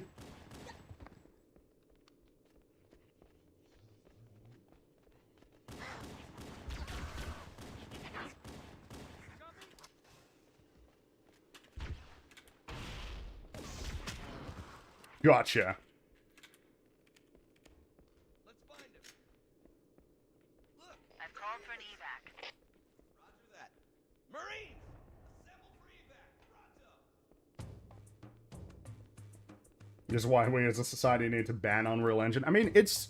The problem isn't the engine. Like, the idea that an engine is gonna fix these sort of problems... It's the point I'm making. It's like, it's just stupid. Like, yeah, man, that was the reason why the game sucked, is because the engine that was made for all... The engine that was used for all the other Halo games was that was the real problem. Who are we kidding? You just made terrible decisions over and over and over again. It's real simple.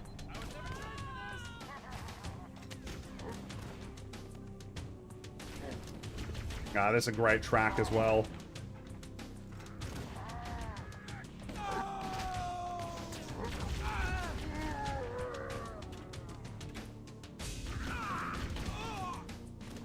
Didn't rescue any of the Marines.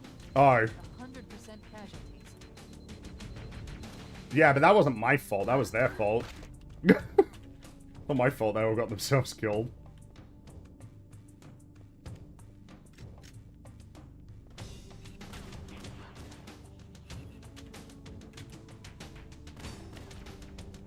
Ah, I wish I had the sniper rifle still.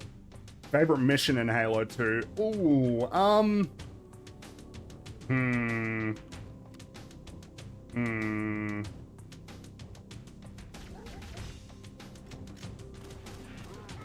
Oh, man, I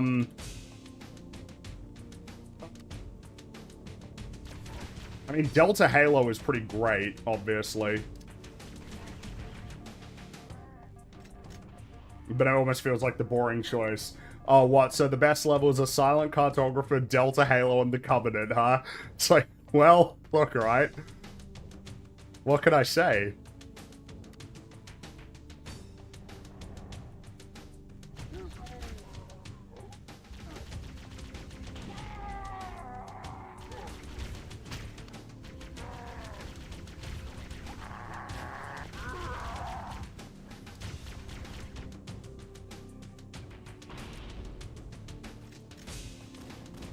I mean, because Silent Cartographer is my favorite mission in Halo 1, but that shouldn't really be a surprise.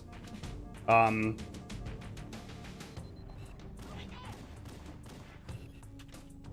mean, in Halo 3, like, 'cause I'm just trying to think, like, what would be, That's the last of them.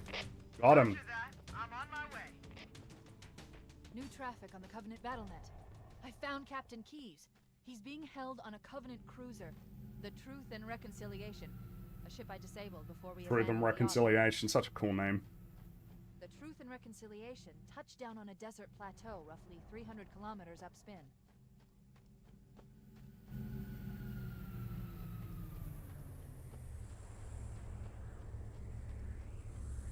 Actually, before we hop on, I'll just read a few more of your messages here. Thanks again.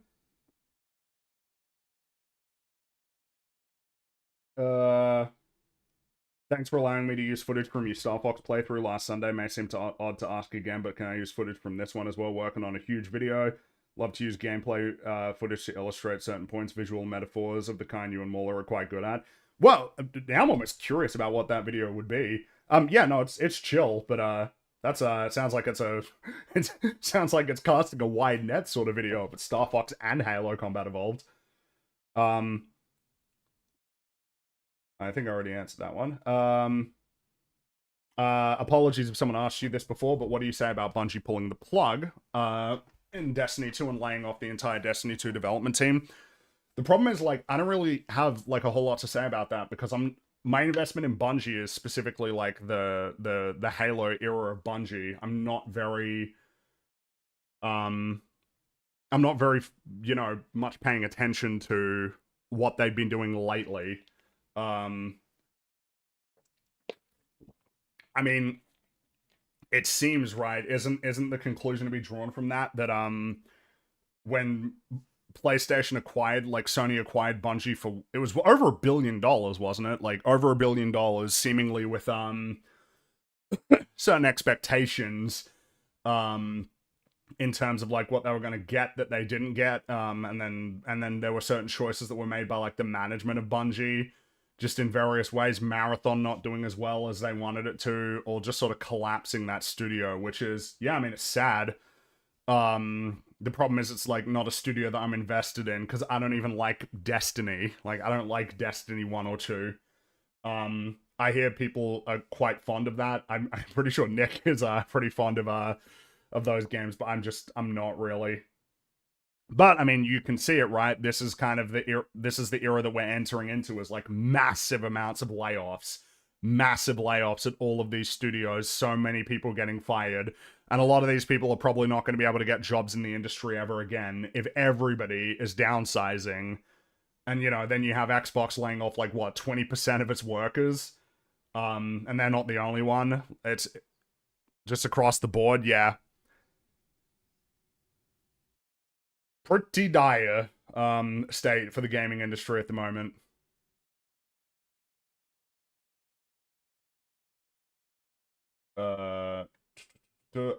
Unpopular opinion, ODST is the best Halo. It's kind of unpopular, but I mean, some people feel that way for sure. It's got a great campaign. The problem is that, yeah, I can't really say it's like the best Halo game overall, because it didn't have like a proper multiplayer. When you incorporate pricing, ODST isn't a great value proposition. But obviously nowadays it doesn't even matter, because you can get it for basically nothing just through like the MCC. Halo is a pretty cool guy. He kills aliens and doesn't afraid of anything. Haha, nice reference. Fringy, please understand that my passiveness of the week is neither love nor hate. I'm critiquing nothing so that things can stay the same forever. Yeah. I get you. I understand that. Morning, Fringy. I got work in an hour. Have fun with one of the greatest games ever. Also, you should give the Cursed Halo mod a try sometime. No, I mean, I'll always have fun with this game. I mean, it's just a blast. It's a masterpiece. It's just so much fun. Saw The Invite, another good film for a good year. I don't know. I mean, the year ain't even. We still got some of the, you know, because hey, the Odyssey's coming out next week. How are you guys feeling about that? Are you excited for the Odyssey? I'm in this weird position where like I don't really care that much. It feels like that is a movie that has incensed everybody. But I just I'm not very interested in it. I'm not very interested in the conversation surrounding it. I guess I understand because it's Christopher Nolan, it's the Odyssey, and all that. And let's get out of here. But man, you know, I'm more obsessed with Halo at the moment. And then we'll need your help on a rescue mission. Oh, by the way, Truth and Reconciliation is a good pick as well for one of the best levels. I love it, especially the opening sequence.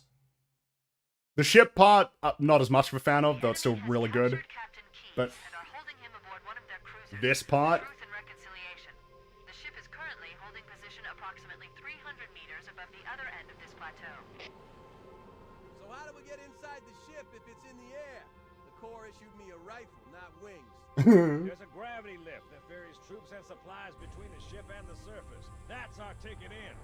Once we get inside the ship, I should be able to lock on to the tracking signal from Captain Key's neural implants. Hit 'em, Marines! Go, go, go! The Corps ain't paying us by the hour! Stick to the higher ground to the right. We should be able to recon the Covenant position without being spotted. I've detected Covenant stationary guns near the next pass. I recommend using your sniper rifle to take out the gunners while I call for Marine support. Get ready to move in to support us, Sergeant. The Master Chief is going to covertly take out as many of the Covenant as he can. Don't open fire until you hear the enemy return fire on us. That should let us keep the element of surprise. I probably should have gone for some of these fellas first. Like, it's, and of course, this level features one of my favorite tracks in all of Halo, Under Cover of Night, which is just stunning. Man, Under Cover of Night is so good. Firing! Eat this! Nice shot! To me! Over here! Right we're already getting a ton of variety in terms of, like, because now we're doing a mission that is very much unlike, you know, the last level that we just did, introducing us to sort of the more open spaces. Now we are doing, like, a more structured level with a clear progression. One clear place that we need to be working towards. Yeah, one clear place that we need to be working towards with a good amount of variety in terms of, like, how we're gonna, you know, sort of work our way there. Fight our way through this area, fight a whole bunch of Covenant, if I can hit them. With a totally different atmosphere as well, because it's nighttime. And a different... By the way, the fact that, like, for Halo Infinite, they were like, oh, the iconic biome that is, like, the Pacific Northwest area. It's like, yeah, no, it's for sure, like, one of the recognizable sort of locations in the game, but, like, the idea that yeah, this was the one biome in Halo, and that's why we're focusing on it. It's like, how about we tell the truth, 343? The reason why you're doing it is because you didn't finish the other ones. Like, Halo Combat Evolved has a ton of biomes. What are we talking about?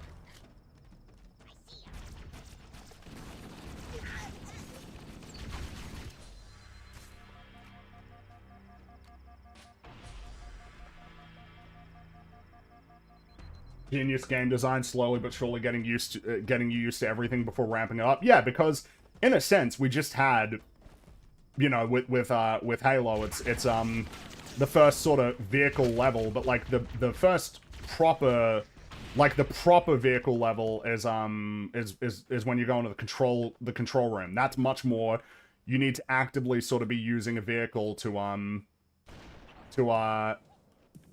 here we go. Here we go.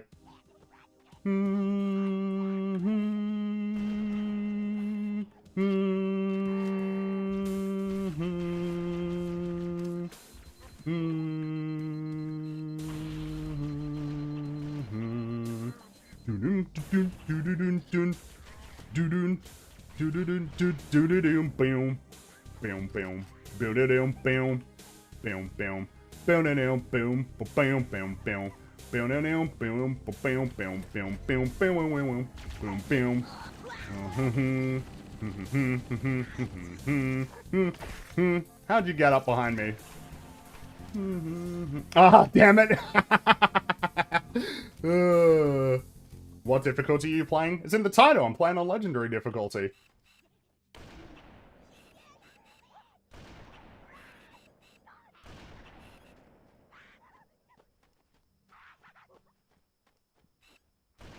Oh no, I think it's cut out the music. Ah, so rude. How could you do that to me? In the middle of one of my favorite tracks in all of Halo.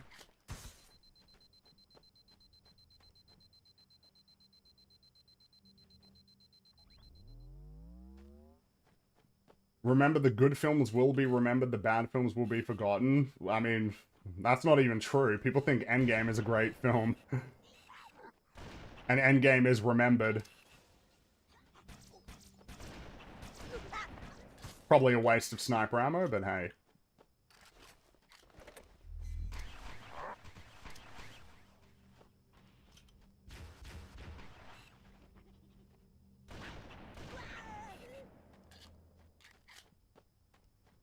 Actually, I prefer that. I prefer the plasma rifle in this game to the assault rifle, honestly. Wow, well, no, yes, outright. I was thinking for a second, like, do I actually feel that way? Like, no, I do. I mean, obviously, it's a fun element of the sandbox as well. It's just that fundamentally different weapons are going to be more effective against different enemy types.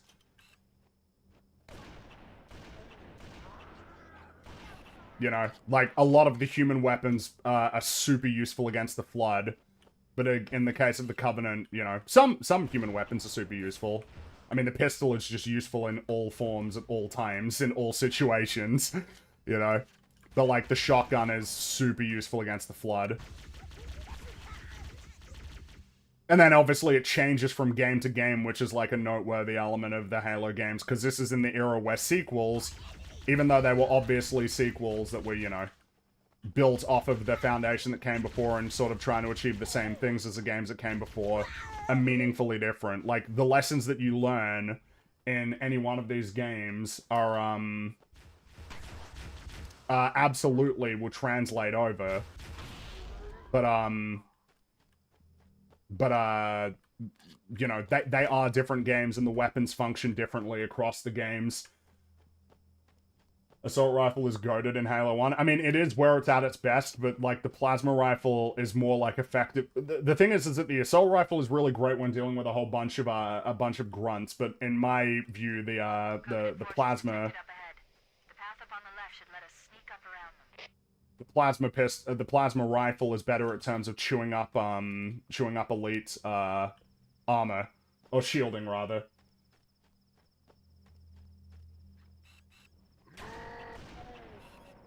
But obviously, if I can keep the sniper rifle for as long as possible.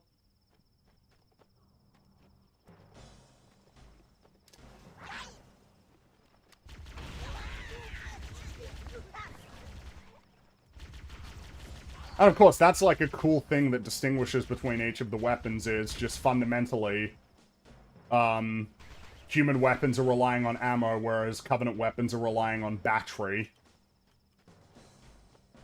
So human weapons you can keep replenishing just by essentially playing, but with Covenant weapons you need to constantly be picking them up. Just keeps you on your toes, you know? Good stuff. Plasma rifle and Magnum is the ultimate combo. It is a really good combo for sure.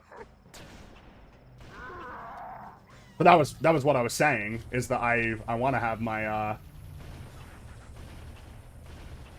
I want to keep my I usually prefer using the plasma rifle over the assault rifle. Oh, by the way, that's another thing, like the fact that in the remake they've changed the ammo counter for the assault rifle to 32. I find that like so rude and lame. And I know their logic would be, yeah, but that's what it is in all the other ones. It's like, sure, in the other ones, but in this game, it ain't. In this game, it's 60 and it's balanced for 60, and that was their intention. And I don't need 343 telling me, yeah, no, the original devs got that one wrong, so we're gonna change it. I don't need to hear what they think about these things. The assault rifle and shotgun combo was my favorite in C. The Magnum is king for taking out grunts and jackals, though. It's just so useful.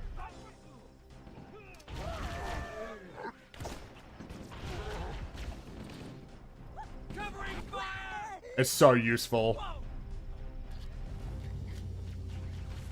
It's just, the Magnum is great.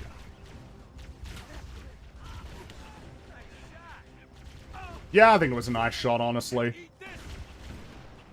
But we're running out of ammo here.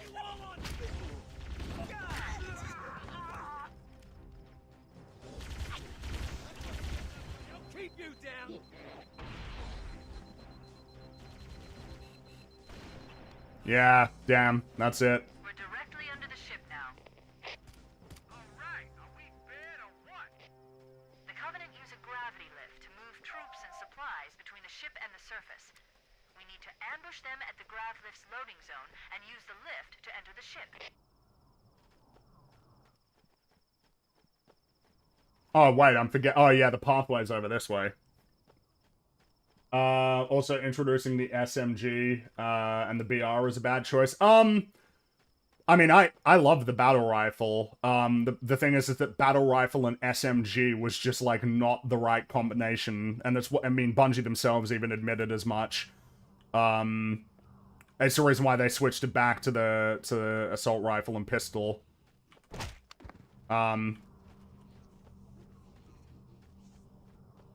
Because I think their logic was that if you give people the SMG, if you give them the SMG, then they'll just dual wield, and if they dual wield, then they're not going to use the other elements of the sandbox.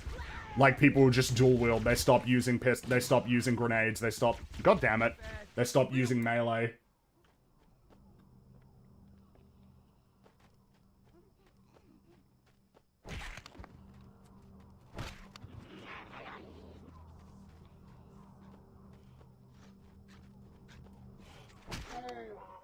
Contact! Enemy in sight! Oh, shit. Those stationary guns are gonna tear us to pieces! Clear!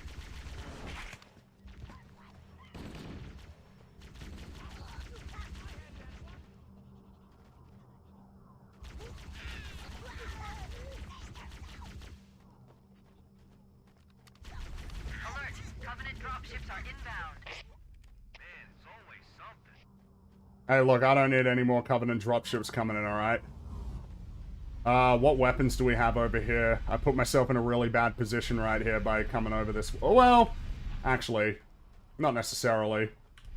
But I don't know if I even got a checkpoint, so, you know. Which is just very rude. Cortana to Echo 419. Oh, did you get yourself Requesting killed? reinforcements Nice. in our position. Thanks, buddy. Appreciate it. 19 on approach.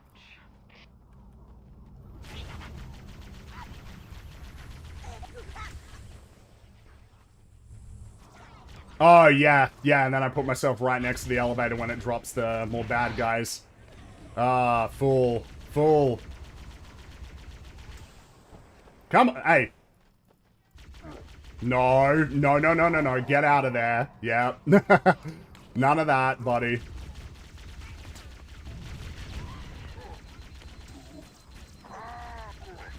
Oh, shit. I need ammo. Oh, I need ammo. Come on. Oh, no, I need ammo. I need ammo. I need ammo, damn it.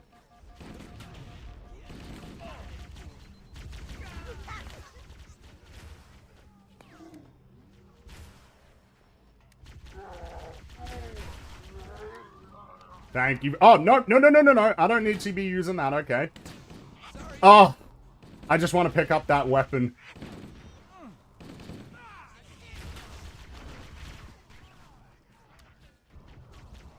I still don't have ammo. Oh, why do I not have ammo for... Oh, damn it. I actually didn't want to pick up that health yet.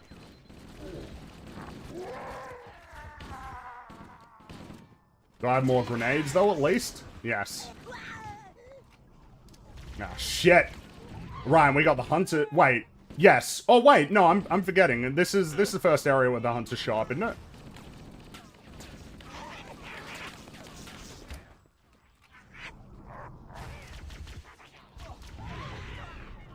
Gotta get those grenades in quick, lads, if you want to take them out super, super quick.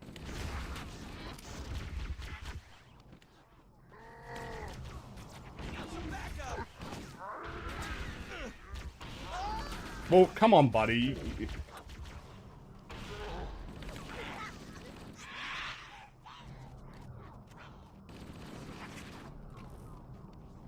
Oh, man, they just keep coming. And the wheels stop coming and I don't remember the lyrics. Hey now, you're an all-star, get your game on. All that living is gone.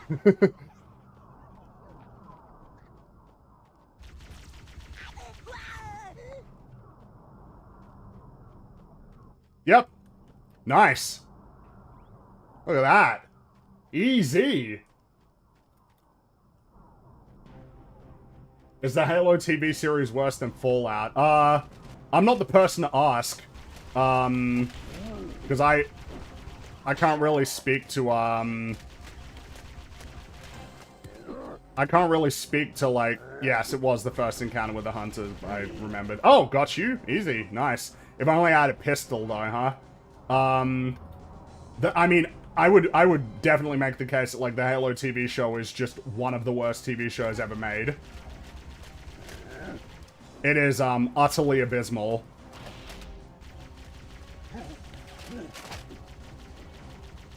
Utterly abysmal. Maybe someone should make a video talking about why. That's an idea. Cortana to Echo 419. We've reached the gravity lift and are ready for reinforcements. You can't ignore Fallout. That is a problem with it. Tight, gentlemen. Fallout is canon. Once we're inside the ship, I can home in on the captain's command neural interface.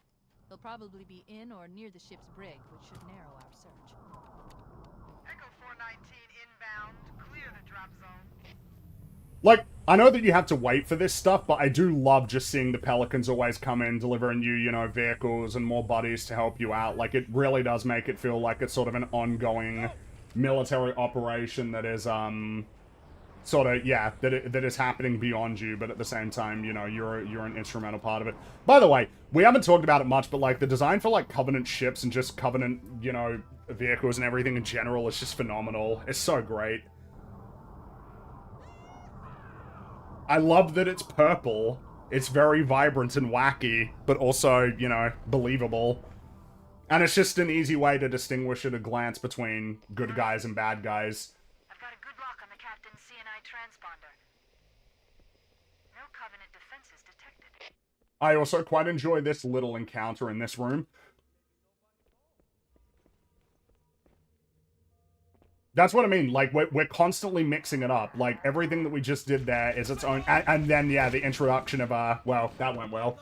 The introduction of cloaked energy sword, wielding, bad guys as well. Though it is interesting, because I'm not sure. Was it the case that they wanted, like, energy swords? Because there's this in fuel rod cannons as well, because there are some grunts that use fuel rod cannons, but you can't use fuel rod cannons in this game. I definitely know that they wanted to have a flamethrower. I know that much. That they absolutely wanted the flamethrower. It was either in no, the flamethrower was the flamethrower for Halo 1 or Halo 2 that they wanted to put it in, and then they couldn't. I mean, there's a lot. Damn, whoops, sorry, buddy. I didn't mean to shoot you there. There's like a lot of that across the Halo series. Kind of as it should be, right? It's like they're constantly trying to do more than maybe they can handle, which yields sort of the games that you get, where it's like, yep, it is more than they can handle, but then, you know, next time around, they actually manage to accomplish it.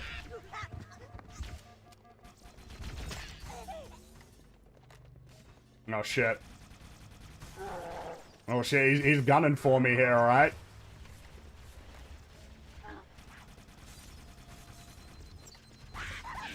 I got the wrong weapon, honestly.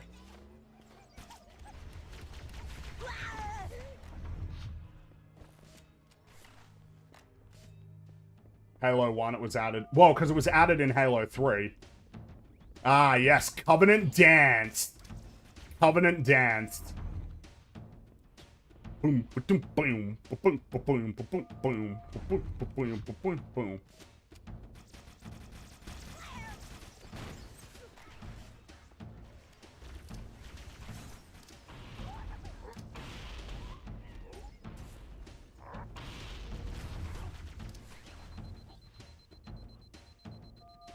Boom, boom, boom, boom, boom, boom, boom.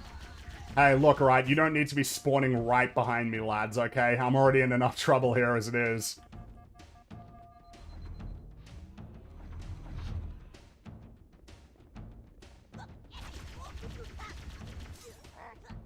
Oh! Oh, great time to run out of, Great time to run out of plasma grenades, huh?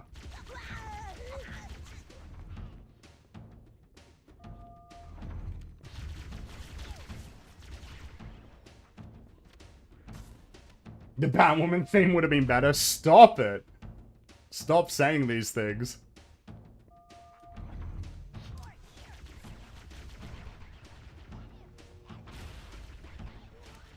Man, I got so many guys I gotta deal with, and I don't really have any great ranged options at the moment.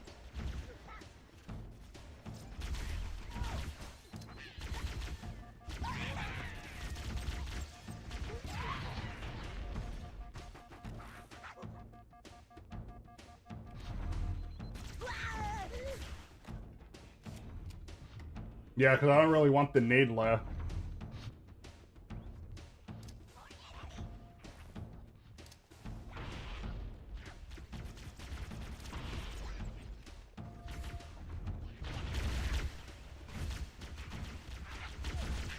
Ah, crap. Crap. And those doors ain't closing, are they? Yeah, oh, just the one. Oh, Oh no, we have to do it all over again. All over again. Oh. That is brutal. That is brutal, game.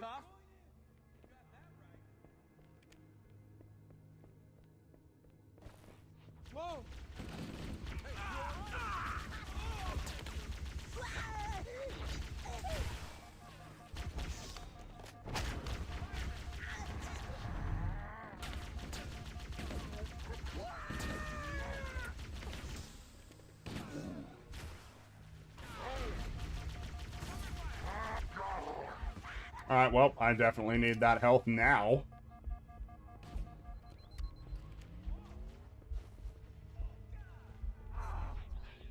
Oh. All on my own, aren't I? Good job, lads. You had one job. Live.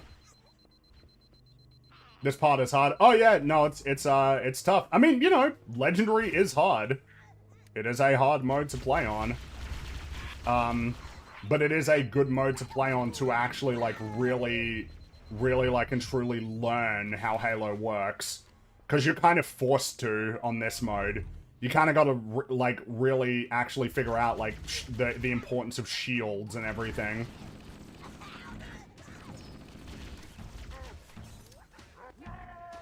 Got him.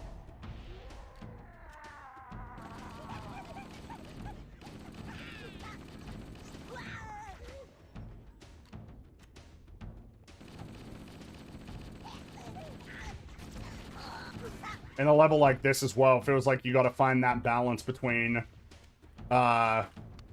staying still, yet at the same time, like, constantly, you know, essentially not putting yourself in situations where you're just gonna get killed. But also, you know, you need to be moving around to some extent. Fuck.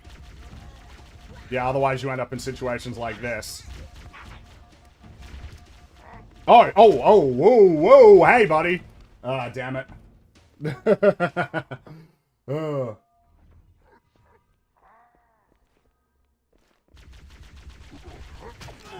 Well, we were off to a great start there, weren't we?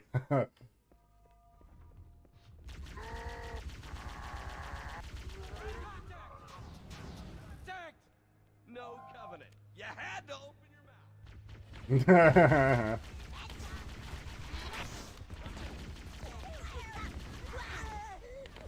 Oh, come on, buddy. Why'd you have to let that happen to you? Because the more of you guys live, it does make my life a lot easier. And are they all dead already? Yeah, they are. Thanks, lads.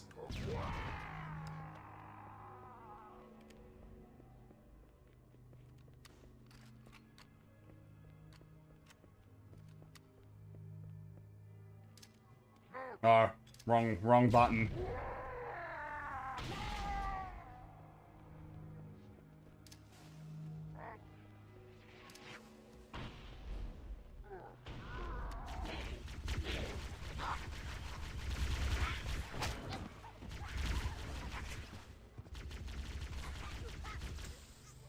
Yeah, I need to get into these hallways here. It'll help me out a little bit. How's the game so far? Well, you're saying, I mean, it's Halo Combat Evolved. It is fantastic. It is one of the best games ever made. So yeah, no, we're having fun here. See, I'm making the same mistake I normally make. I'm running out of ammo here.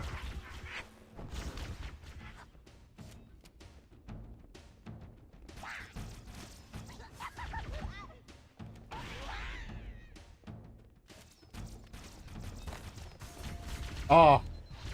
Yeah, shit. Shit. I should have been paying more attention to my ammo.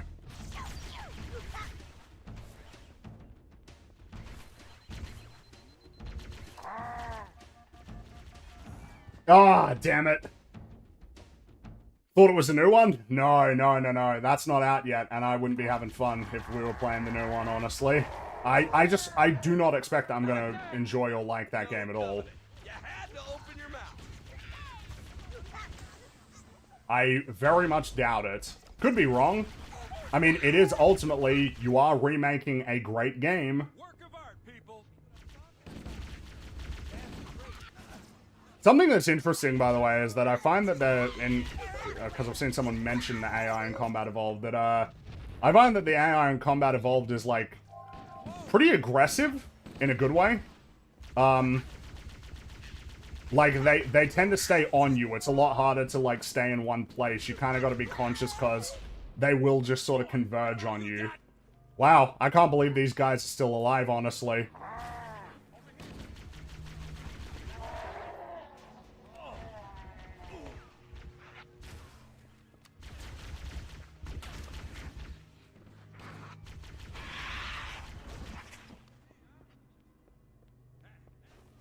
Alright, need to be conscious of ammo.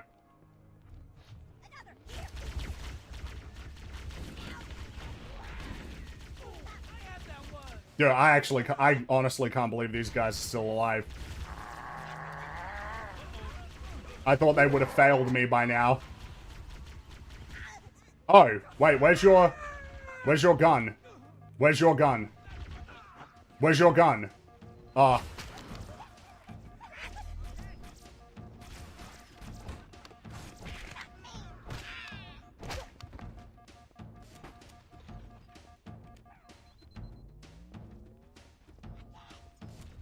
Yep, that'll have to do.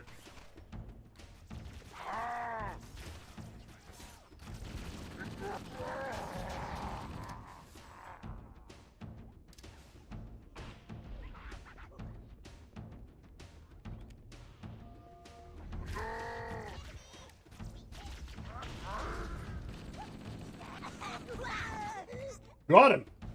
Jackal snipers? Dude, it's... Those Jackal snipers are, like... are just bullshit. Like, they are. They're really... They're quite bad, honestly. I do so very much enjoy that game, as I do all of these games, but man, the Sniper Jackals are, absurd. They're kind of absurd. It's very much a case of, like, I feel like I have to die in order to figure out where these guys are so that I can stop them, which is not really in the spirit of how games should work generally.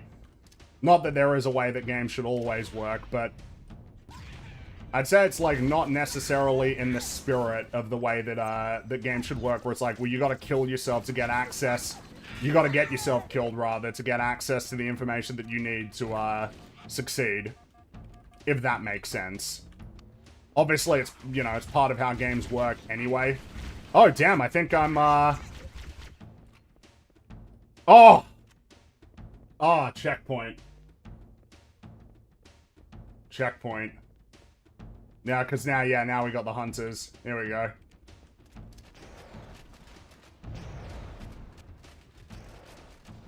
And not really, I don't really have the weapons I would want. I really wish I had a pistol. But I don't, so this will have to do. Are there any... There have got to be grenades around. Yeah, there are grenades all... Oh, shit. Whoops. Ah.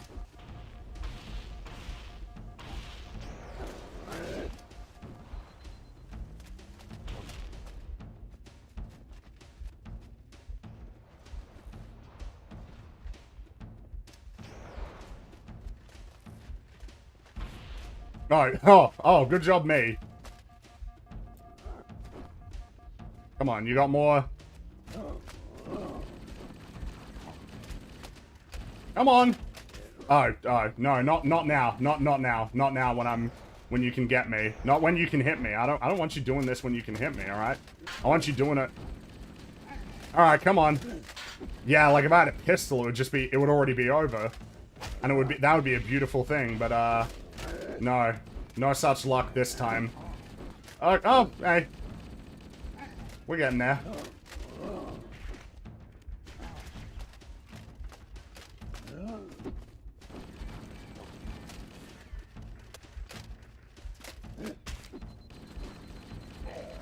Ah, finally. Ah. And there goes the music. Oh, oh,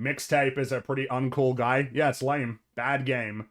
You're just playing so you can think about Master Cheeks. No, I'm playing to forget about Master Cheeks. ODST at the time is of great value if you didn't buy all the multiplayer maps for Halo 3 already. Should have been cheaper, but was a consequence of old Bungie wanting to leave Microsoft's control. Yeah, and now that conversation doesn't even really matter anymore. That's the thing. Because now it's all good. You can get the game for super cheap as part of the MCC. So now it doesn't even matter. Anyway, let us progress through the many, many, many, many, many corridors that is Truth and Reconciliation. I was saying before, I do think that the game does a pretty good job of, I think the game, does a pretty good job of reusing levels, because obviously this level gets reused, this level gets reused, the control room level gets reused, the Forward Unto Dawn gets reused, but like every time we're trying to recontextualize it with the presence of the Covenant, no, the presence of the Flood, rather. Which I think is a relatively effective solution, a lot of the time.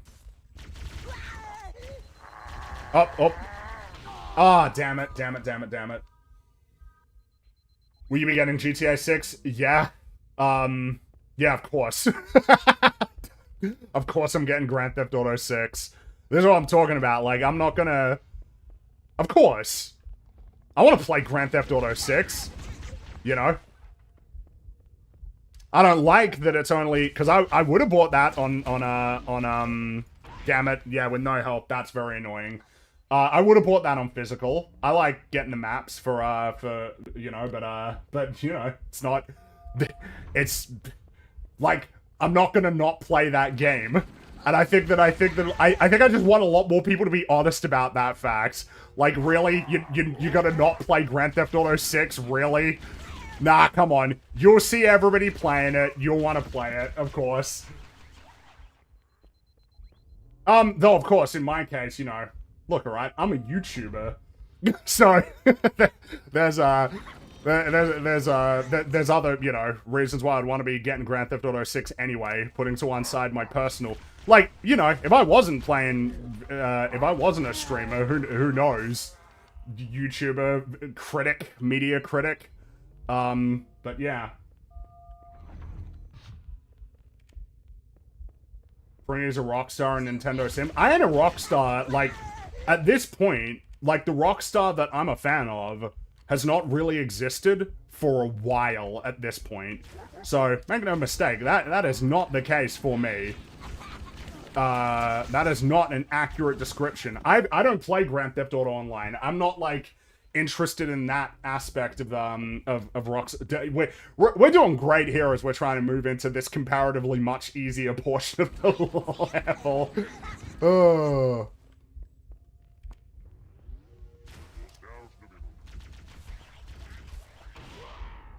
Alright, let's back up a little more. Oh! This is the main thing you gotta be careful of on this level, is they'll come from behind. They'll sneak up on you.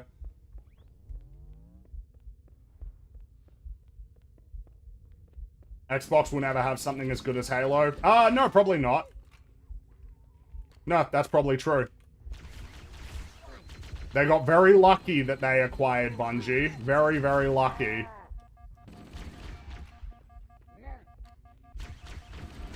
Ah, damn it.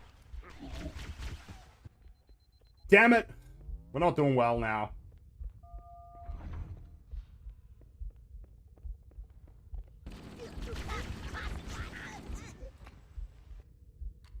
Oh!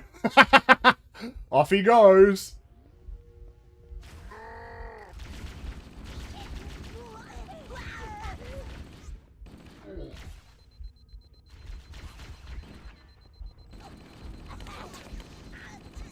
Oh, thanks for running past me and not shooting me.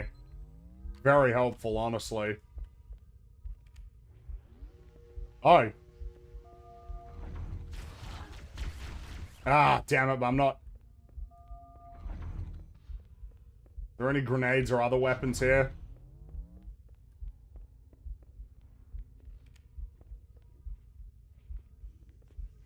there is, like, real concerns to be had for sure about, like, you know, particularly how it looks like gaming is going to become, like, an increasingly inaccessible, hobby. But, I mean, that's obviously the product of, factors that, you know, are beyond specifically the video game industry. AI, tariffs, all that stuff. Which is just, you know, it's terrible, man. It's really bad. It's all very concerning.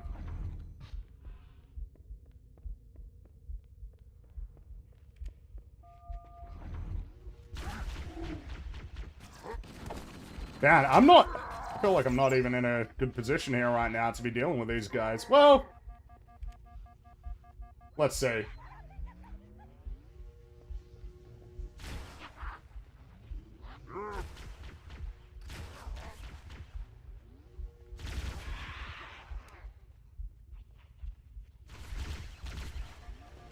Yeah, like damn it. Best GTA is 4 and it's been downhill since. Well, there's only been one more, but I'm inclined. I like GTA 4 more than GTA 5 for sure.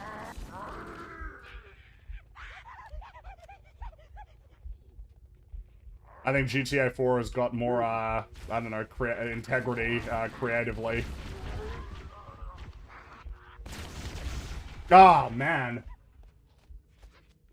Oh, now, yeah, see, I'm putting myself in a position where I'm a little bit stuck.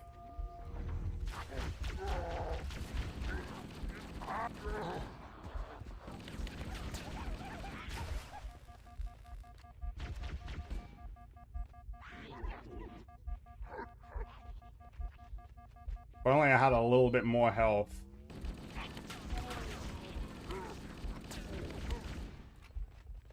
But I don't.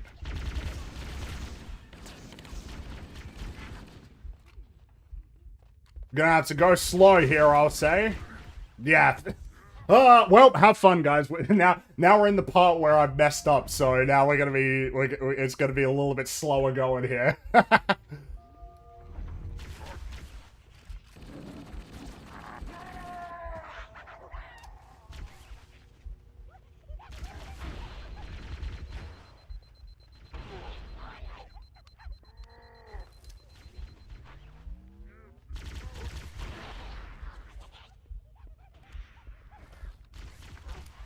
Oh, shit. Yep. Patience. Patience, patience, patience. That's the name of the game now. Did I get him? No, I didn't even. God damn it. We will get there. I believe in myself.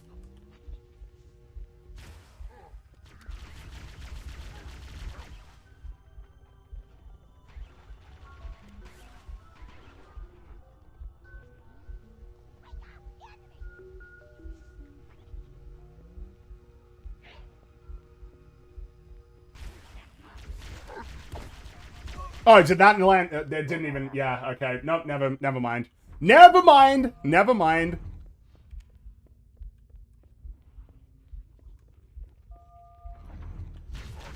Inaccessible depends on what games you buy. No, like the hardware is becoming less and less accessible, which is just true. Like regardless of what kind of games you play, you need a computer. You know, and you need a computer or you need a console, and everything's becoming more expensive. That's what I mean.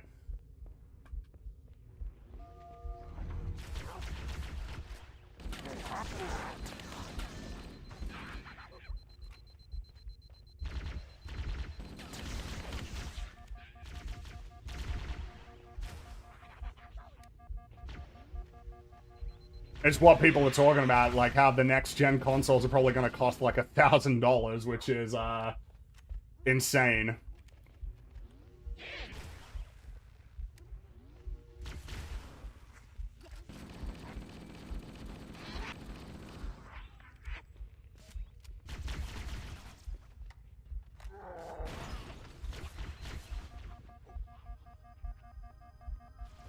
No! Yeah, and then we got these guys down here too. No, I should head back, let me head back to the main room and see if there's anything I can pick up. This is,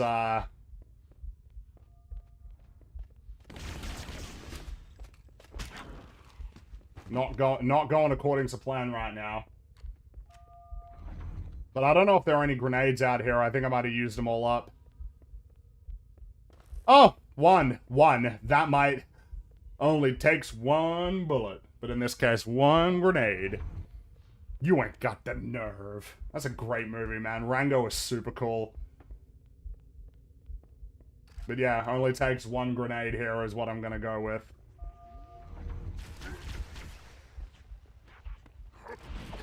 Oh, ha! I think I still got the right idea. Let's go get that one grenade.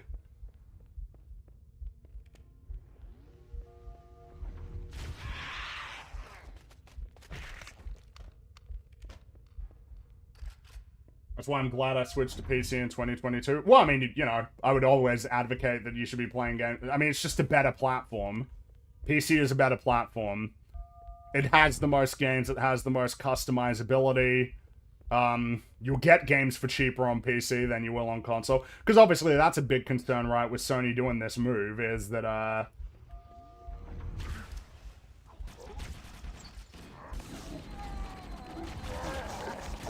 oh my god. This happens sometimes when I play these games on Legendary. There'll just be this, like, one bit that messes me up. Just this one specific area that I struggle with for ages, and then once I'm past it, it's like, hey, it's all good. It's like it is a specific configuration of circumstances that trip me up specifically. Oh, we'll get there. Don't worry, we'll get there. It's getting in the way of my opportunity to talk about why I think this game is so cool as well. Because we need to get moving a little bit more.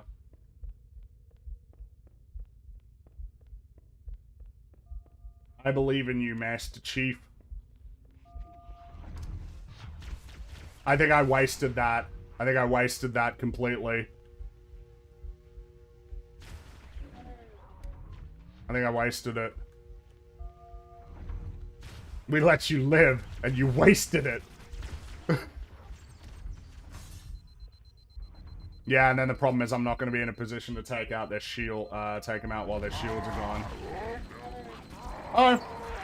Alright, no, maybe not.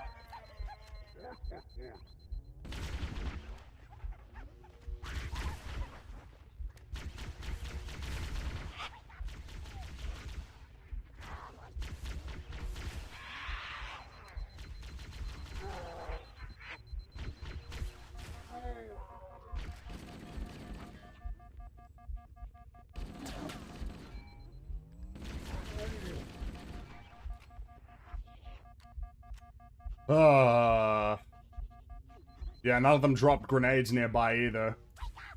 Ha ha ha.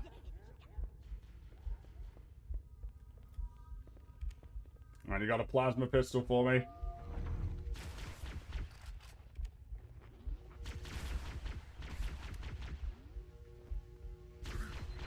Okay, no more of that. Especially with the fact that I've only got the one, you know, health bar as well. It's not making life easier for me.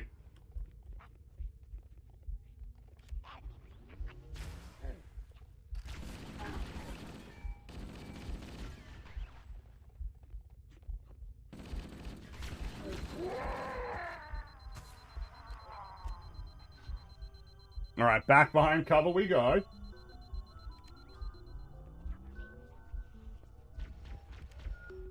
Oh, and he dropped a plasma rifle, which is what I would prefer to use.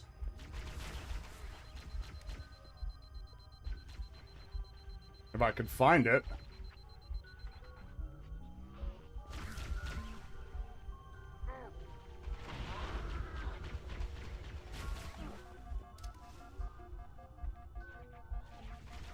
Oh! Oh! It's just... Oh, come on. Come on. Don't do this to me.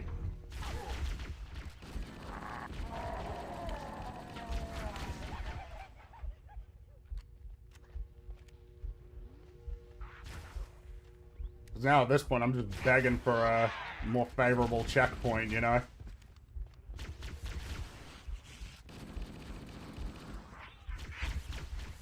Oh, Dude.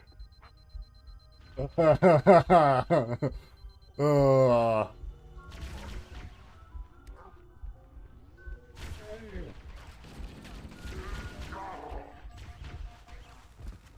Man. Well, get cozy. We're gonna be stuck here for a while. I can see it. I can feel it in my bones. I said I believed in myself before, and I was wrong. I was wrong.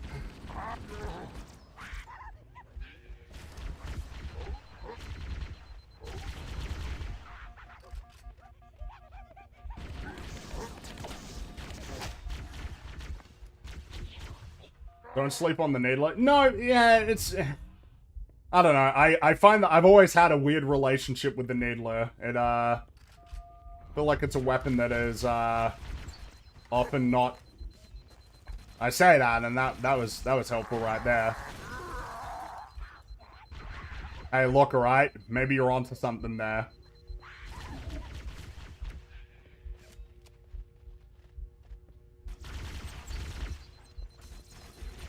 Dude, I just want these grenades, man.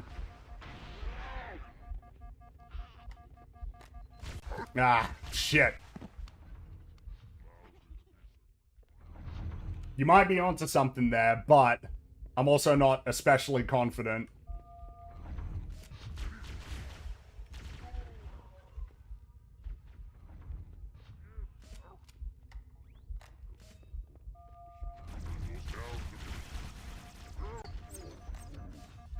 I'm hoping that that landed enough shots. But I don't know if it did.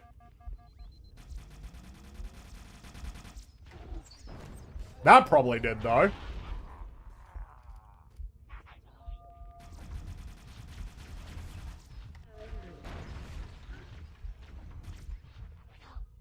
Also, I think I'm running low on... Wait, where would they... Oh, damn it. There was the assault rifle was here somewhere. I saw it. I got blasted in here. There it is. Oh, but... I think it may have addressed that particular problem, though. To some extent.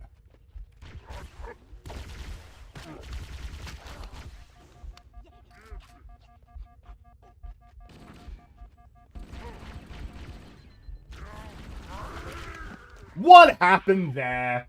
I don't know what happened there exactly. Anyway, let me read a few more of your messages here.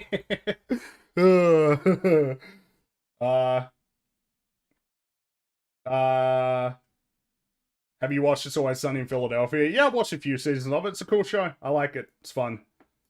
It's funny.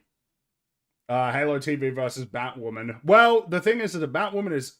No, honestly, I think that with something like Batwoman, the production values being so low, can almost like trick people in a certain sense not into, like, I think that with some of these shows, people can almost trick themselves into thinking that they're better than they actually are, because of the production values, if that makes sense. Like, people see that it's a big budget show, or a big budget movie, and then they assume that that must be indicative of some, like, level of quality, compared to something like Batwoman, where nobody is pretending that. Like, it's so plainly and transparently deficient in pretty much every way. But, I mean, in terms of the writing, like, honestly, it's like I said, Halo is genuinely one of the worst TV shows, like, I've ever seen in my life. And that is putting to one side, obviously my personal sort of feelings about it as a Halo fan, you know?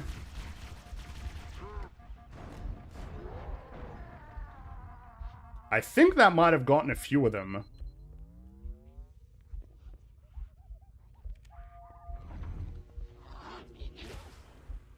Indeed it did. Shit. Oh! Oh, you're joking. Oh, you're joking. You're joking. This is what I mean. We'll be stuck here for a while, and then once we get past it, we'll probably get moving at a decent pace. But, such as playing games on harder difficulty sometimes, you know? I'm just not very well equipped for this particular area.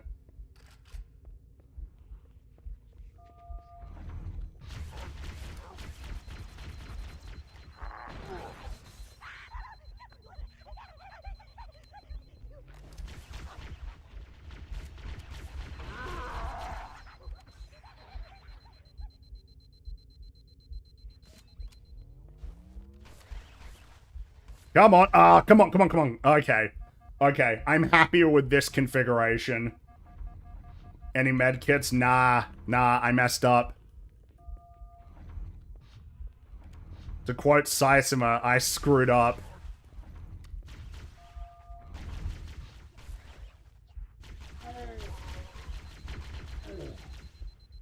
Did we just get him? Oh, no, we didn't. Oh, but I think he just fell off the edge there. So that was nice of him.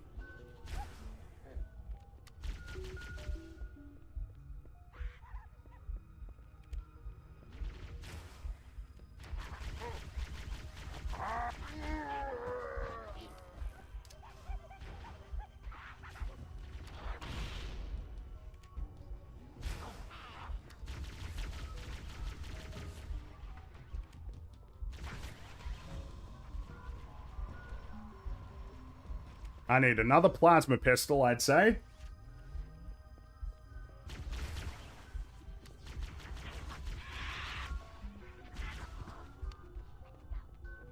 All right. Progress, finally.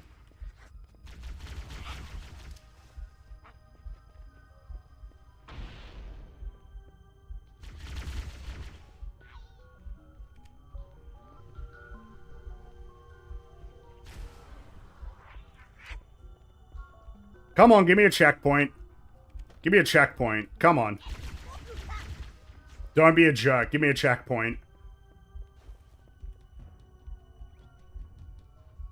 You're not gonna give me a checkpoint here.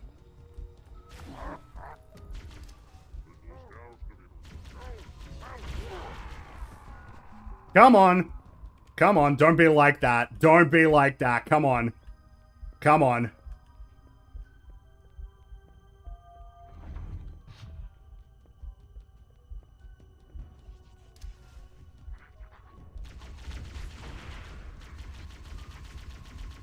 I don't even know if I got a checkpoint there.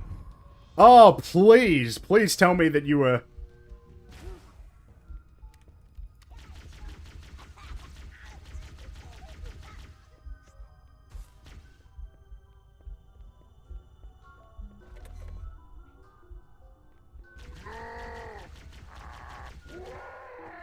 Come on, you... Checkpoint, surely. Yes! Oh! Ah, oh, all right, lads. We're away. I'm on my way. I'm on my way. Great place to be standing.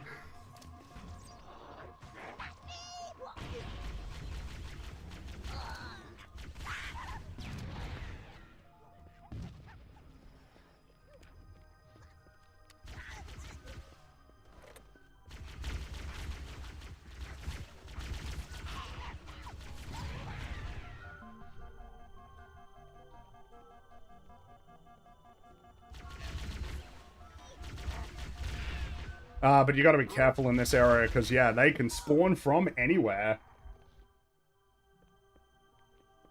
Of all of the Halo games, this would be the one that I would, go out of my way to find people who've never played it because of how fun it is to see them play. I mean, it is probably... You know, I mean, it probably is the best way to get introduced to Halo is by playing the first one.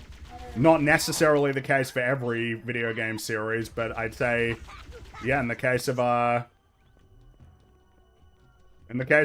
this game, it really is just a good one to get started with. Start at the beginning, you know, on the ground level.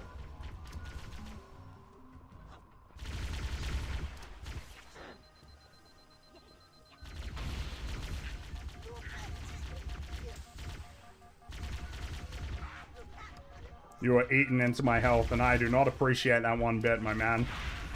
Yeah. How many Marines are left? Oh, there are none with me. They're all very much dead. I will say, I think this is the part of, like, Truth and Reconciliation that messes me up is just that enemies spawn from like everywhere, from behind you, like all around you, which can make it a bit trickier to manage. You just, you know, you got to be real careful on this level.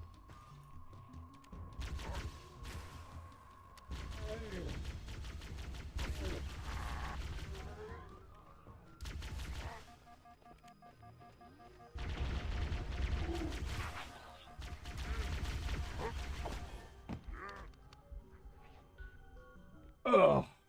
Why is everybody playing Halo? Did I miss something? There's Halo Remake's coming out soon.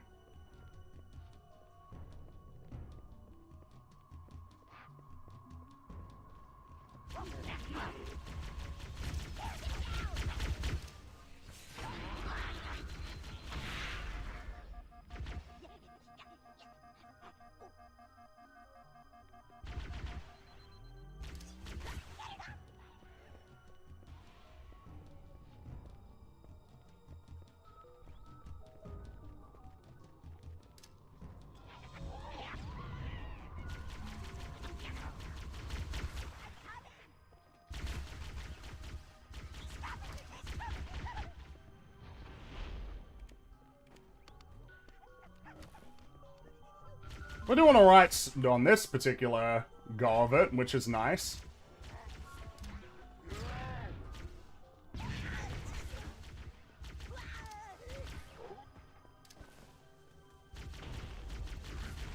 I might be a bit liberal with my use of plasma grenades, I will say. But hey, there are a lot of them in this area.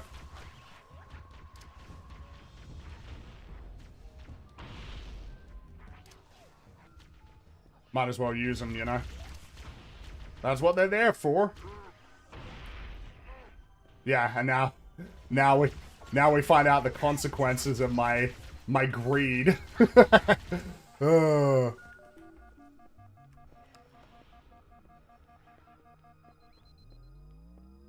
but this is why I need to go anyway.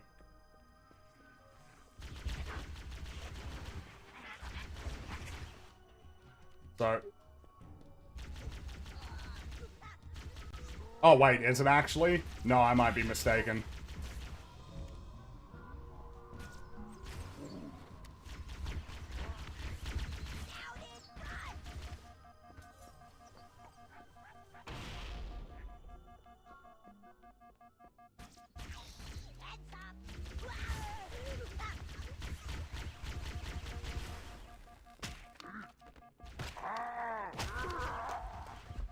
Oh, yeah, I gotta watch out for him when he's shooting you.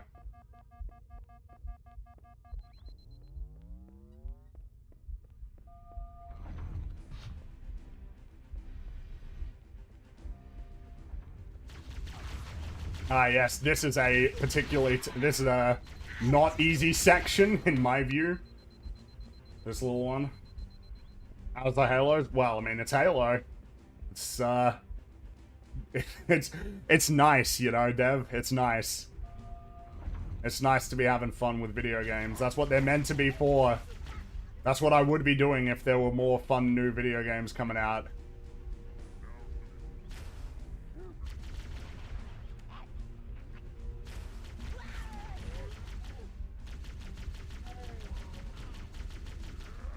It really is crazy. Like, the AAA world for video games is just so depressing a lot of the time. These are not good times in that regard. Oh, I need that. I need that. I need that health. Consoles are cooked in general. Yeah. Yeah, honestly, yeah. Well, except for... look, alright, I know you won't want me to say it, but except for Nintendo, okay? Nintendo is still making cool games.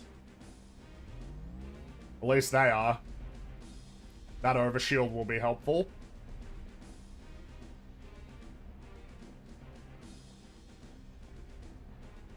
Oh, the tunes, the melodies.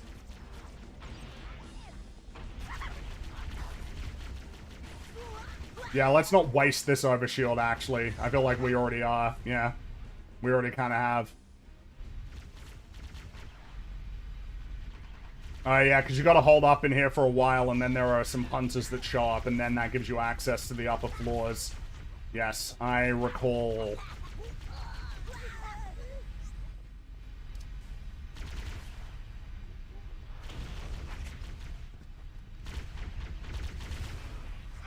Alright, come on, alright, come on. Come on, guys. Come on. Give me some space here. Jeez. We ain't got a chance, and that ain't fair. That's how I feel right now. Yeah, now I'm running. Ah, yep. Yep, thank you, Cortana. I'd like to see you crack a 128,000-bit modulating encryption key. No, no, Cortana, it's okay. I'm just saying, do it with some haste is all I'm saying, Cortana. My situation here is tenuous.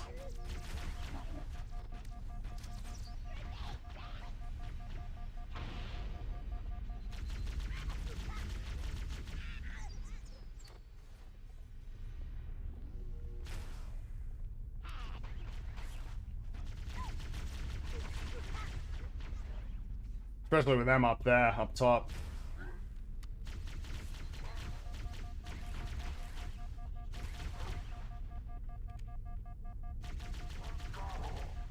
Got you.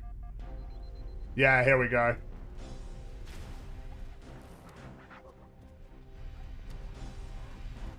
Yeah, there they are. Oh, I don't even know if they gave me a checkpoint either. You got any weapons for me, game? Oh, thank you. Yep, I'll take that. Thank you very much. Alright, well, while it's just these guys, let's, it's funny because them being hunters does make my life a little bit easier in a certain sense. I say that after I've just taken a good amount of damage there, but yeah, it gives me an opportunity to find...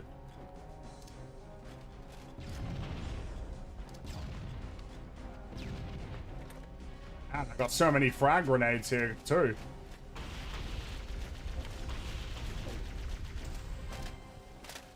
Oh. That was silly.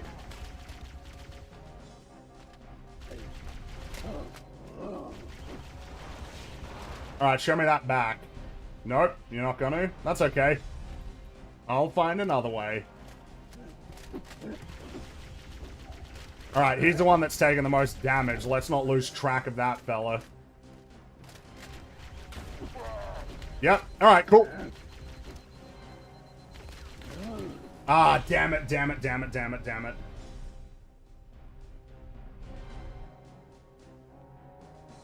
That's right, let's try again, shall we?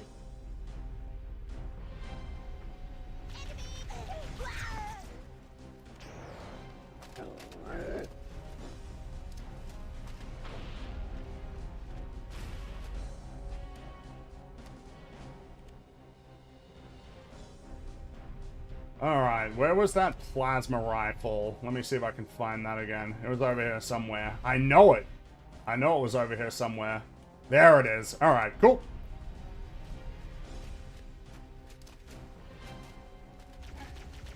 Oh, I think we broke his brain there. I think he was trying to jump out, but he didn't realize that there was an energy thing preventing him, and also that he wouldn't want to be doing that at this particular moment because he's trying to get me.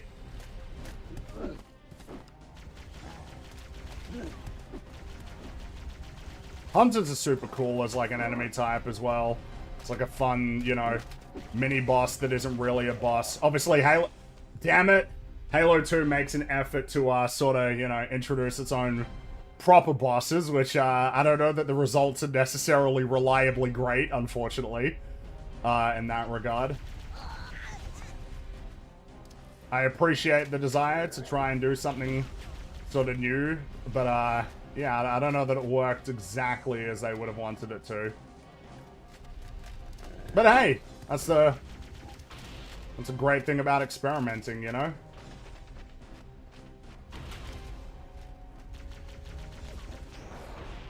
Oh, shit. Yeah, he got me. No, I mean, I know how to take down... I don't have a pistol, though. I only have a plasma pistol.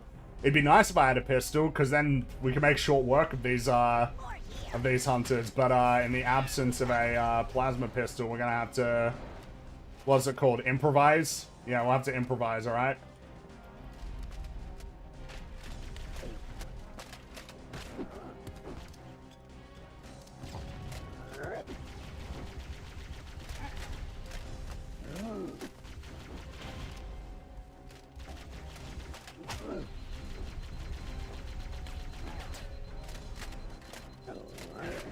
Oh, damn, I actually didn't realize how much health I had.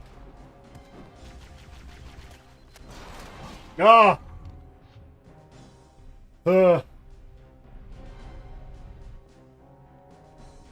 We will get there. We will prevail, okay? I know it. That wasn't a great way to start. Not necessarily the most... Oh! That was very scary. Oh, what? Do I not have... Yeah, see? His brain was broken there. He didn't know what to do. Yeah, you should be careful throwing plasma grenades at this guy. It's just a friendly warning from the expert at this game.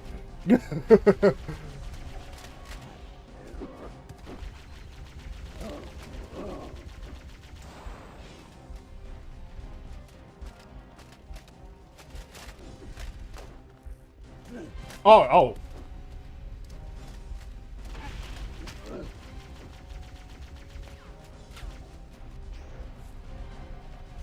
Shit.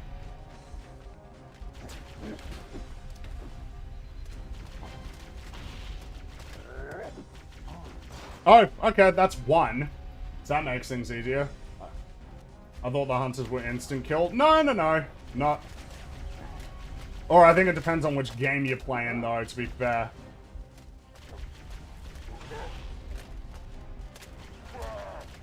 Hey! We did it! First try. Alright, come on, Cortana. Can you open the door? Got it. The door is open. Everyone should move through now. Everyone. Haha. Everyone. Assuming that I've got any backup at all. Hilarious.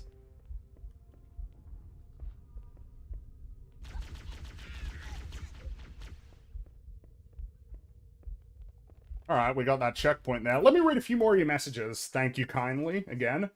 Halo is worse. It may be a separate thing, but it actively feels spiteful to the OG source, while Fallout is already in line with all the bad games. Sure. No, I mean, you can, in terms of that conversation, I mean, there's two different lines of argument you can take. I'd say that, yeah, in the case of the Halo show, you are dealing with something that seems to have almost active contempt for the thing that it's based on. But in the case of Fallout, it's like you've got like a flanderized adaptation of like a flanderized series, but it is canon. That's the thing. It is canon. So any negative choices that it makes, unfortunately, they have to have an effect on the Fallout games that you like. The problem is I can't really speak to what that effect is because I'm just not very familiar with Fallout. But obviously, you know how I feel personally. Like, I forget about Fallout. It was terrible, but it was very much flushed from my mind. The Halo show? Not so much. Do you ever watch Red vs. Blue? I remember really liking the first 5 seasons, and their Supper Cat, sir. Don't fight it. It's like quicksand. Oh, yeah. I've watched, up to, I want to say up to, like, season 13 of Red vs. Blue. I like Red vs. Blue. I like the Halo 3 stuff. 6, 7, 8. That was a cool set. Yeah, I remember the Halo 4 one. I think it was called the Chorus Trilogy. Was not bad either.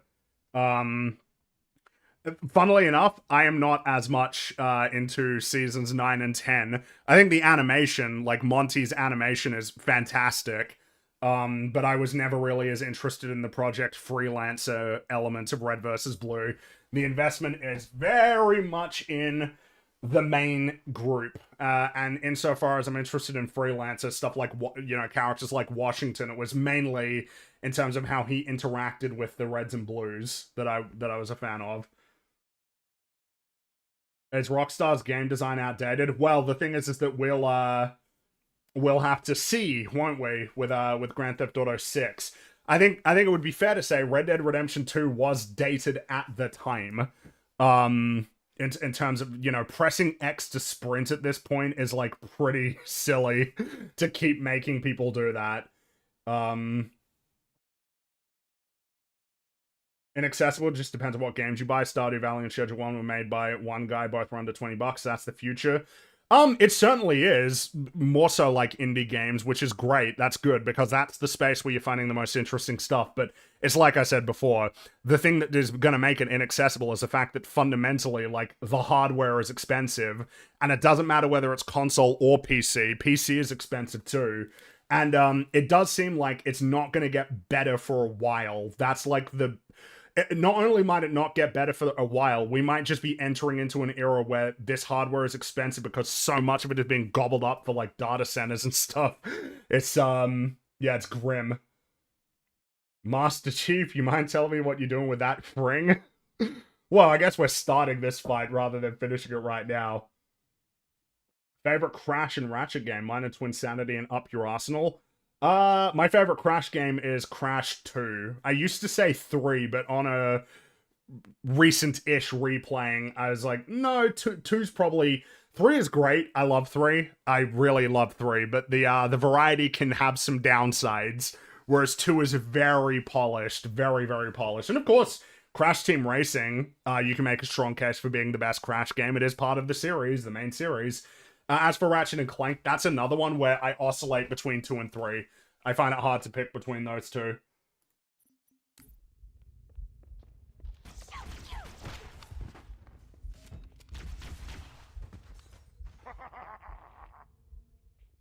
What's your favorite Pixar movie? Minus Toy Story trilogy. My favorite's WALL-E. WALL-E is my number one. Oh, damn.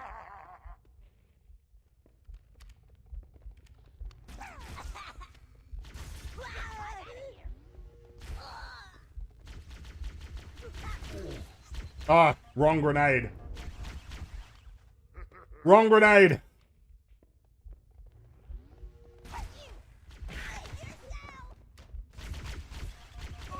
Ah, damn, damn.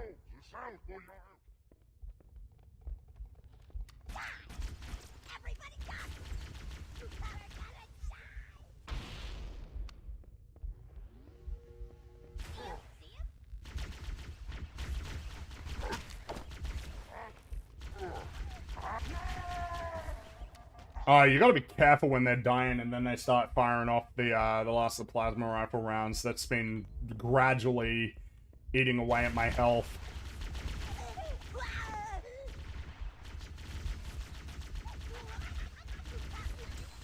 Oh! Toy Story 2, WALL-E's, Monsters, Inc., Incredibles for me. I mean, that's a really good selection. There's a lot of... Because usually Incredibles I tend to default to as my number 2 for Pixar. I love The Incredibles. But, I mean, Monsters, Inc. is... Monsters, Inc., Toy Story, Finding Nemo.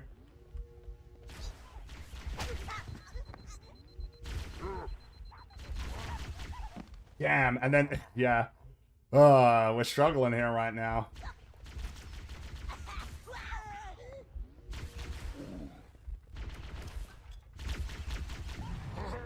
Come on.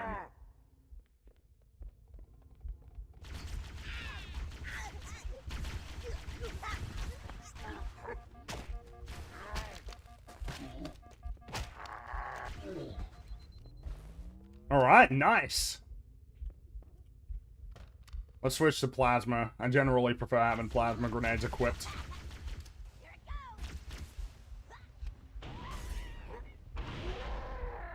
Oh, I think we got him. Do you hear him screaming?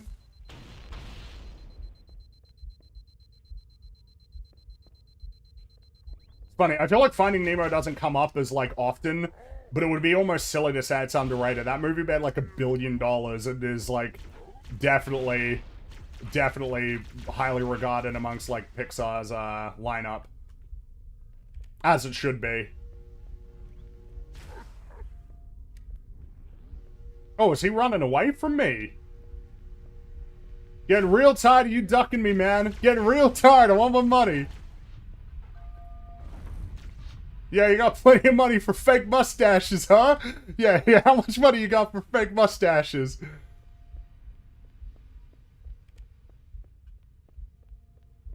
Oh, yeah, you gotta watch out, because they spawn behind you. I know your tricks, game, alright? I've played these games before. I know what you do to bamboozle me.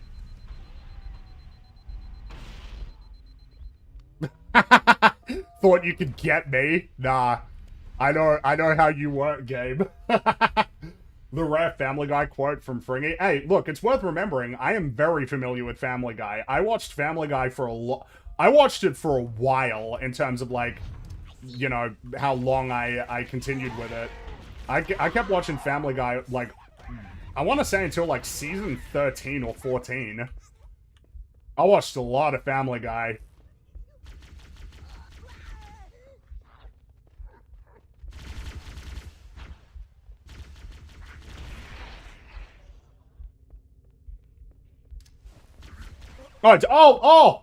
Oh, wow. This, yeah, see, this is what I mean. This is the sort of fun challenge of legendary difficulty, kind of in all of the Halo games. It's just man, you can die super quick at certain points, and you just gotta be paying attention. But it's like I said, you know, we've talked about it before in EFAP that, like, playing pretty much any game on a harder or the hardest difficulty is often a good way of essentially becoming something of an expert in a game. It just forces you to engage with the mechanics in a way that you might not have to on a lower difficulty. But, you know, that being said, I would not necessarily, I would not encourage Legendary as being the first way, the first, you know, way that you play a Halo game. You know, heroic difficulty is the canon difficulty. That is what it is balanced for. But, of course, it is fun to play on Legendary, regardless. As was the style at the time. Yeah, it was the style at the time watching Family Guy, it was. Yeah, I mean, it was very popular, and I remember it was not unusual for people to be saying it was better than The Simpsons, which, obviously is wrong. But, I mean, it was, I don't know, it's like, it's funny to say it as if South Park is a particularly obscure thing, but it was kind of the more accessible South Park.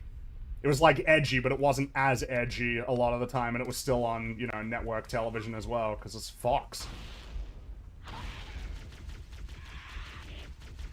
But obviously, you know, yeah. I will say, I'm not a huge fan.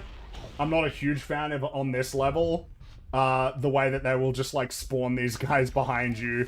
I don't know about that as a choice. Feels a bit sneaky, you know? Because they know that you're going to be focused on these guys up here to the point that you won't be paying attention to the fact that there'll be guys coming from behind. Of course, I know these tricks. But yeah, I don't know if I'm as jazzed about it as a trick that the game played. It's a trick that it mainly plays on this level. It doesn't usually do this elsewhere in the game. And in certain situations, it can put you in a really tough to win, like, sort of scenario, you know? Which is kind of, again, it's what I was Haha, wow, I've had him. I had him. I had him.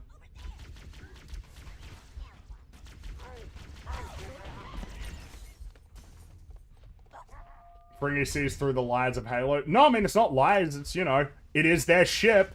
They can be coming from all sorts of places. That is totally fine. They sure could be coming from all sorts of corridors. But you gotta... It is just a thing of... They will spawn behind you, and they're counting on you not knowing that. Like, now that I'm here, I can go back and deal with them because I know that they're gonna come from this way. But, like, the first time around, it's probably gonna get you. That's, like, the thing. It's probably gonna bamboozle you the first time around because you're not ready for it. Which, maybe on lower... Maybe on lower difficulties, it's, like, not as noteworthy. But, yeah, like, on Legendary, it's a bit cheeky, is what I would say. It is cheeky. You ever like King of the Hill? I like King of the Hill, but I never watched enough of King of the Hill, honestly. Like, it's of the shows of that era, it's the one I am, like, the least familiar with.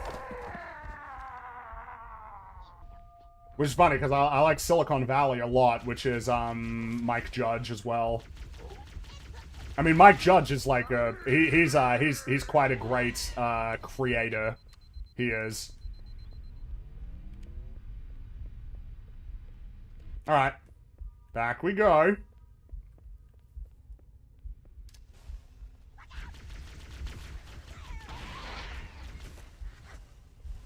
Oh, ha, ha, ha. I heard it! I heard it, and as soon as I saw it, it got me. Oh, I heard it. I heard... It's like, what is that sound that's going on there?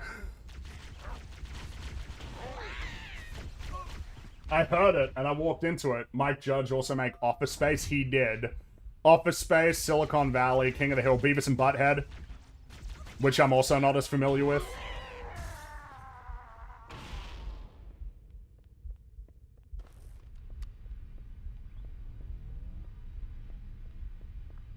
Office Space is one of the funniest, smartest comedies ever made. It is a really cool movie with a lot of great jokes. And, you can see Silicon Valley's DNA. You can really see it in Office Space. That general just sort of making fun of, like, corporate environments, corporate culture. Obviously in Silicon Valley it's... Well, no, because Office Space is a tech company as well, but... You know, Silicon Valley is all about that as an element. Silicon Valley's great. It's worth watching if you haven't seen it. Jared is hilarious. Guilfoyle. Great show. And it's only 6 seasons. There are only 10 episodes because it's HBO, so, you know. Oh, thank you. Thank you, buddy. You ran in a way so that I could smack you. And see, I see bad guys coming, but we're going to outrun them. Right, we are... Oh, we're nearly... Yeah, we're nearly... We're pretty close to the end of the level, actually. I just realized. Because we are at the bridge. Which we will return to later.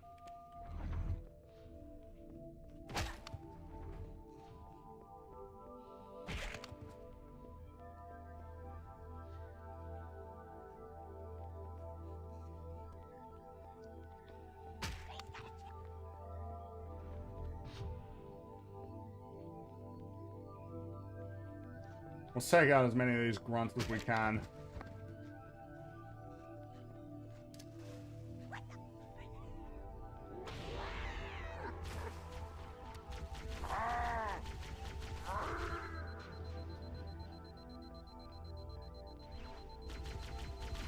Ah, damn it, damn it, damn it, damn it, damn it.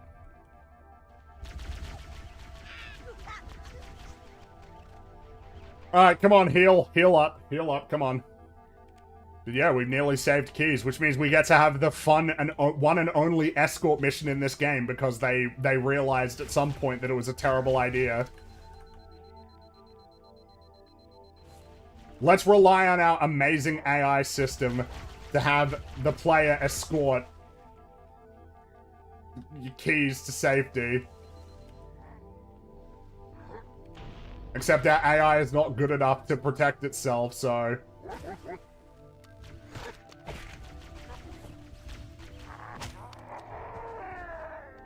Oh shit, and they're coming.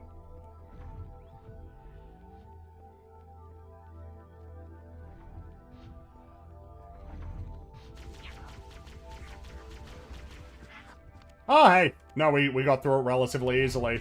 Oh, spoke too soon.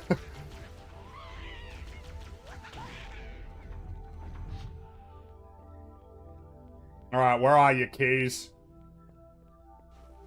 You like Ice Age? I mean, yeah, I like Ice Age 1. I don't really remember anything about 2 or 3, and I don't think I saw 4 or 5. Yeah, I mean, nevertheless, I think Blue Sky should have been allowed to continue to exist. I do not like that they were just destroyed. But now there's a new Ice Age coming out. I remember I got a trailer for it when I went and saw Toy Story 5. Ice Age, I don't even know what it's called. Ice Age, Away They Go Again. I think that's what it was called. I think that was the name.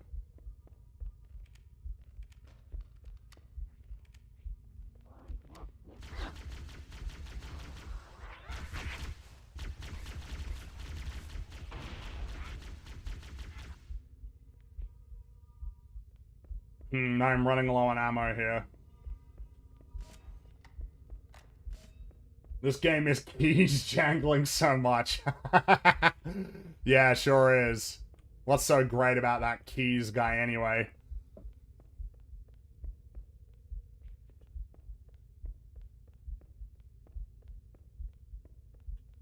Alright, now here's room number 1. Must be in the brig. These look like holding cells. There are probably multiple detention stations.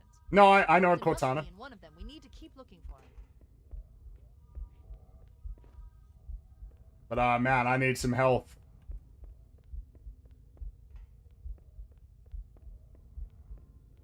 Yep, I needed that health. Alright, off to the real one. Is Shrek this year? I thought that was next year. Didn't it get, like, delayed by a year or something? But and isn't the rumor that the reason why it got delayed is because people guessed the plot? And so then they were embarrassed and they felt they had to do it all over again or something? Something funny.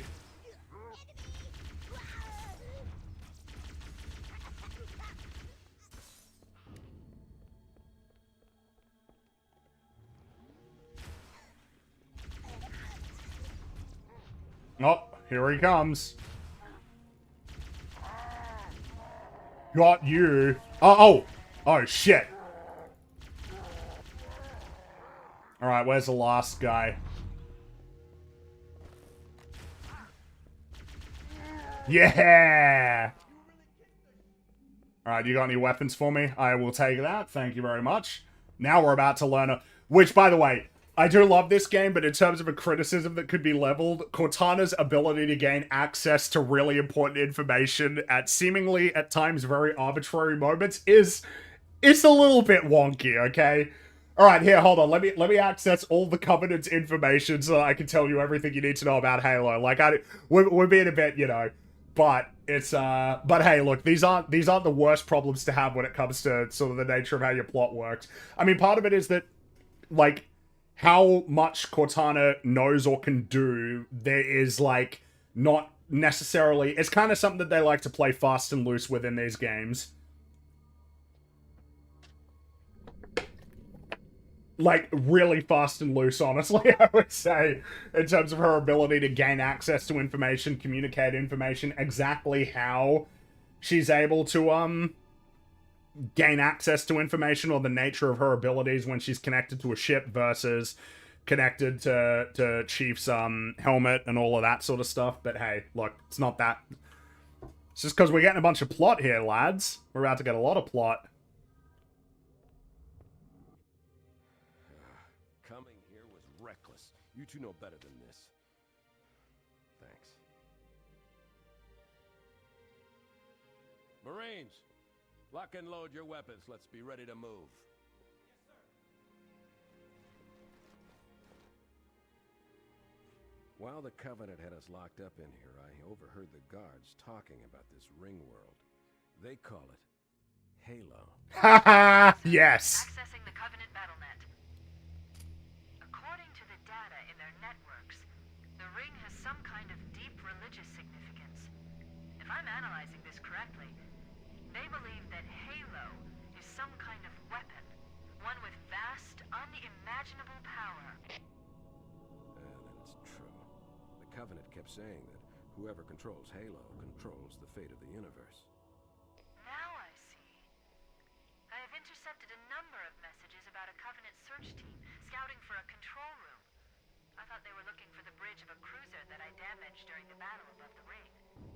But they must be looking for Halo's control room. That's bad news. If Halo is a weapon, and the Covenant gain control of it, they'll use it against us and wipe out the entire human race. Chief, Cortana, I have a new mission for you. We need to beat the Covenant to Halo's control room. Marines, let's move. The music being in sync with the cutscene, you always enjoy it. Haha. Chief, you have the point. Because Keys is cool. Which, you know, I will say, like, the structure here, we're already sort of seeing it, play out in a really good way. I might actually pause here just so we can talk about it. Like, you know, when, obviously, you know, beginning at, you know, 0% of the way through the game, 0% of the way, you now, you know, Halo, and you're aware of the state of the conflict, and you basically get, you know, you get the shit kicked out of you. And then the first quarter of the game is essentially recovering. That's what you're doing. You're like recovering, you're saving people, you're regrouping, you're getting everybody back together, as right now you're in a position where you don't really understand what's going on here, why the Covenant are interested in this place, like who even built it. And right at the end of essentially the job of collecting everybody back up, that's when you get, okay, new information, 25% of the way through. Halo is a weapon. We can use this weapon against the Covenant, but they're probably trying to use it against us. Now we gotta fight, and we gotta beat them to the control room. That's gonna be our big thrust for the next 25% of the game. And then halfway through, you get there. Wait. Okay, Chief, you gotta go get Keys now. Go. Get him now. And then 50% of the way through the game, there's twist number 1, the Flood. Changes everything, flips it on its head. Not only is it changing the nature of the story, but you've got a new enemy type that you're going to be dealing with as well. So it really mixes it up. And then in this part, you're getting the information on what Halo is, but it's incomplete. And then you've got a helpful guy called Guilty Spark who's going to help you sort of sort everything out. And he's saying weird things, man. He's saying some strange things that don't really make sense, but we're on the same side and we need to activate Halo, and he seems to be of the same opinion. Cool. Then 75% of the way, and damn, final twist. Halo kills the Flood's food. That's us. Oh shit. Okay, we definitely don't want to fire Halo now. But we now also have the problem of, well, we need to destroy Halo. We need to destroy Halo so that it can't be used, that the Flood can't escape, and to take out the Covenant. That's the final 25% of the game. And then that final 25% of the game, from a gameplay standpoint, that's very much the Covenant Flood clashing against each other, and you are in the middle of it with very little support. It's really a great structure for a first-person shooter campaign. It's very considered, which is crazy when you think about the fact that this game was, I mean, they were rushing to get this one done, you know, but it's a really great structure. It's a structure that I don't feel can be as cleanly pointed out in the other Halo games for all of their strengths. Like, Halo 2 is very ambitious. The story in Halo 2 is very ambitious in a way that I respect the hell out of. But of course that leads to some problems with the fact that it is something of an incomplete story. And then Halo 3, they kind of do a bit of a course correction that I think was a mistake. I think they walked back a little bit too much from the Covenant stuff. Like, I really like the Covenant stuff. I like the Prophet's Truth is awesome in Halo 2, not so much in Halo 3. Arbiter's great. Shipmaster is super cool. Getting all of that as an element was really cool. Halo 3 is probably a bit, but it's like you're jumping around the place a lot, right? And it is a story that is, in a sense, incomplete. Halo 3 is cool in that it's got a lot of new stuff, but it is also kind of like we're doing a bit of a full circle moment here, reminding you of all of these, you know, experiences that you've had in the prior Halo games, wrapping it up in a relatively satisfying way. But like, it doesn't necessarily rise to the same level in a lot of places as Halo 2 does. And then Reach is a really cool, well-structured campaign for sure. But Halo 1 is very impressive in this regard. IMO. Anyway, back to it.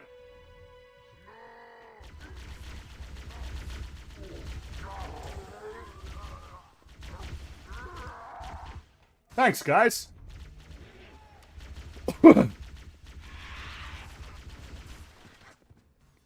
Now, I want to just be moving forward as quickly as possible, otherwise we run into problems with Keys getting himself blown up.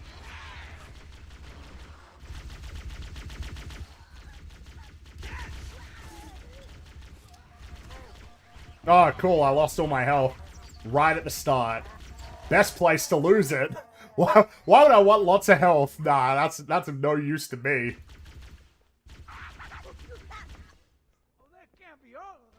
I really like the Covenant plotline, but really just like playing as Arbiter, probably a basic take. Well, the thing is, that was kind of how people felt. They were like, well, I want to play as Master Chief. You know, they clearly felt they made a mistake because the Arbiter's role in Halo 3 is reduced. Which, the thing is that I like a lot of the Arbiter missions. I like a lot of the Arbiter missions in Halo 2.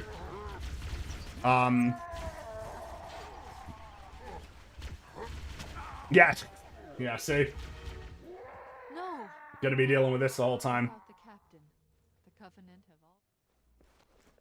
Because, yeah, Arbiter is pretty significantly sidelined in Halo 3. He still, you know, we still get the shipmaster and everything. We still get the ending for the character. He gets his revenge on, how did I lose all my health so quick? He gets his revenge. It's, you know, it's good stuff. But, yeah, it is a case of, like, man, you know, I do enjoy the Arbiter. It's Keith David.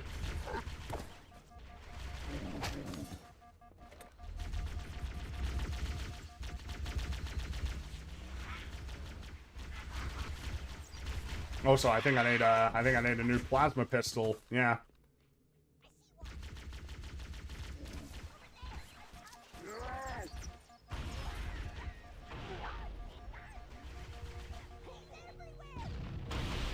Hey, Keys, you want to, like, back up right now? I don't need you running, like, right into fire.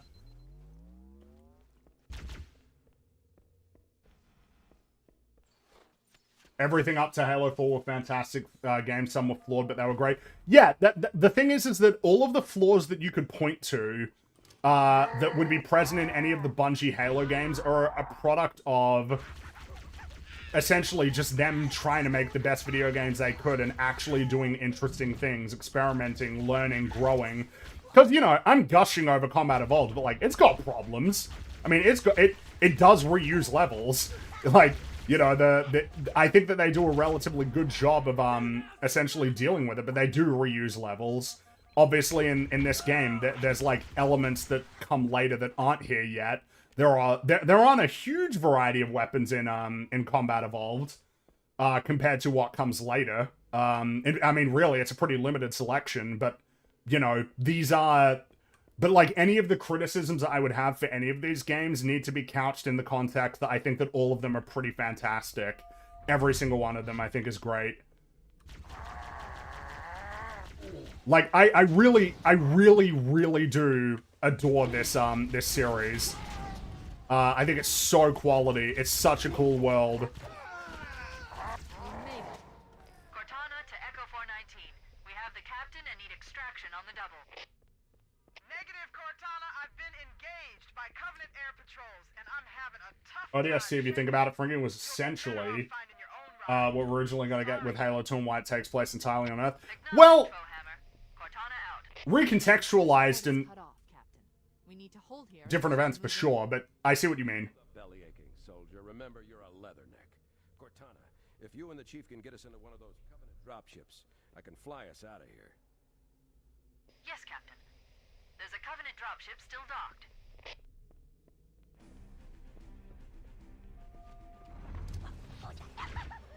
I think Keys is the only one left. Everybody else is dead. Oh, this is gonna be tough, isn't it? Oh, I have to do all that again. Alright, never mind.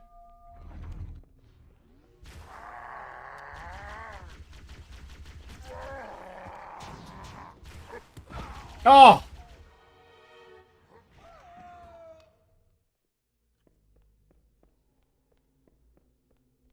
It would be difficult to have the Halo 2 Covenant plotline otherwise, so I appreciate the decision, and I do agree that they overcorrected, but yeah, much prefer playing as Chief. One of the challenges that you have is that, you know, like, if you're asking the player to essentially, you know, if you're in a level but, like, elites are good guys, it kind of is just, like, visually not great, right? Like, these are enemies that you are used to shooting up until this point, as, like, kind of like the primary bad guys that you're going to be fighting. To then, you know, then it's like, hey, these guys are, like, kind of on your side now. It's a little bit, you know, it's a little bit sort of, it can be a bit awkward to deal with. But the thing is I still really like the levels, and I think that you would lose so much. You would lose so much by getting rid of those levels in terms of, like, the story. Oh my god. You would just lose so much that's worthwhile that I absolutely would go to bat for their presence, and I would prefer that Arbiter wasn't sidelined. And something that's worth remembering as well is that Arbiter is, like, far and away the most dynamic character in Halo. He's, like, the only character that goes on an arc. You made it. He's the only one. To Echo 419. We have the captain and need extraction on the double. Negative, Cortana. I've been engaged by Covenant air patrols, and I'm having a tough time shaking them. You'll be better off finding your own ride. Sorry. You can so tell that Truth was a completely different character in Halo 3. Yeah, for the worse. Air support He's is really gone. great in Halo 2. We need to hold here until she can move in. Oh man, we're trapped in here. We're screwed. We're screwed, man. I think I want these guys to stay over here. Remember, you're a leatherneck. Cortana, if you and the Chief can get us into one of those Covenant dropships, I can fly us out of here. Yes, Captain. There's a Covenant dropship still docked.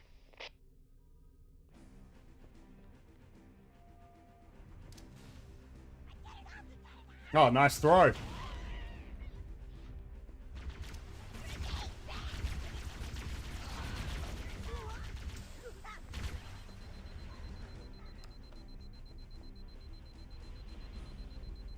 I'm just gonna run here, so that I don't have to deal with him getting blown up.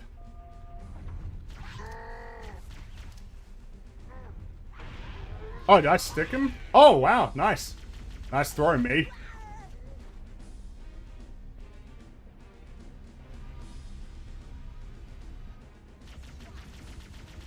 We did it! Mission accomplished. Which brings us to the best level in the game, which is probably where we'll pause, but we'll at least do the first encounter. Where we'll stop for today anyway and continue the adventure next time. Give me a minute to interface with the ship's controls. No need. I'll take this bird out myself. Captain, hunters! Hang on. Haha. Yeah, go on, take him out. Nice one, sir. Time for a little payback.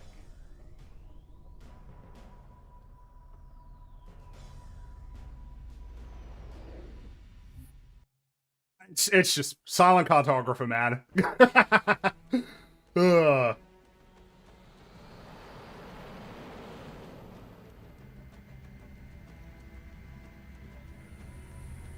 The Covenant believe that what they call the silent cartographer is somewhere under this island. The No, we cartographers might play a believe little bit the more of it, leaders okay? Guerrillas can trace it.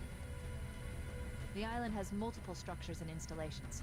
One of them contains the map. I mean, this set piece here, man.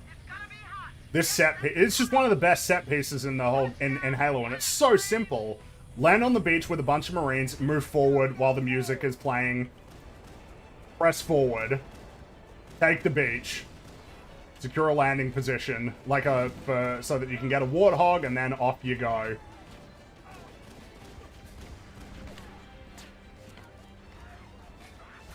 It's especially with the music. That's like what makes it. And I mean, this is like the level that essentially was the proving ground for Halo. I can't remember that Bungie had like a name for it, like a proper name, or you know, like a code name for this level, and that this was like viewed internally as essentially proof that like this game would work. And they were right. Oh, the music. Oh, I love it. Dude, it's just... Ah. And it's funny, because if this was a game now, it would probably be a cutscene now. Like, this is just... This is just... This is all gameplay. And it's not the kind where, like, it's clearly railroaded. Like, it is... This is the sandbox on display.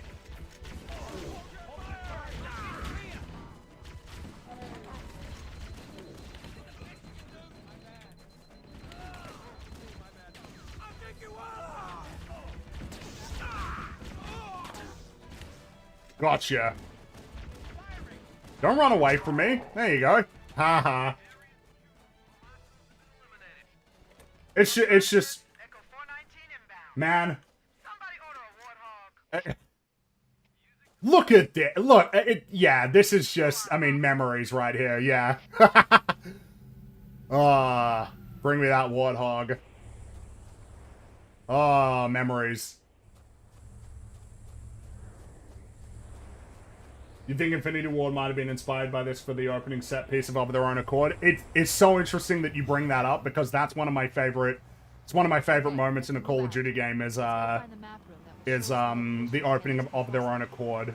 With the music as well as you're pushing forward. Yeah, maybe. I mean, you know, this game is profoundly influential. This game is incredibly influential. This is one of the most important games ever made right here.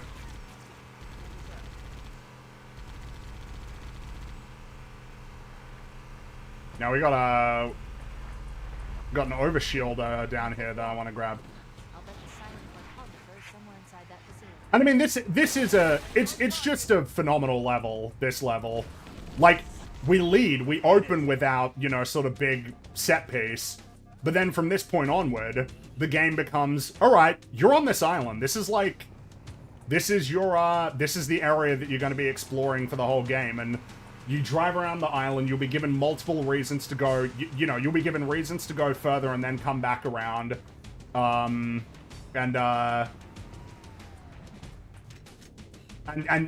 you will find that this level is much bigger than you probably would have even thought just looking at it. This is a big level.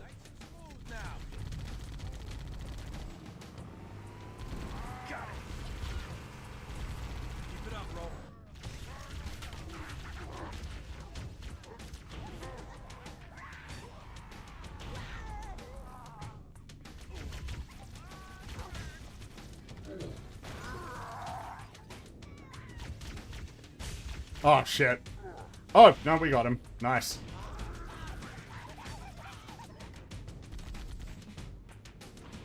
Oh, we lost one of our guys, but our other guy's okay. Oh, and the music again. Ah.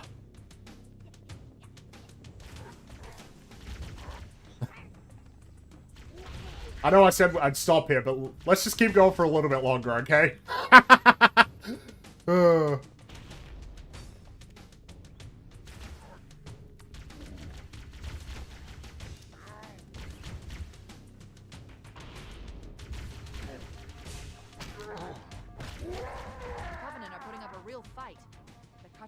Must be here.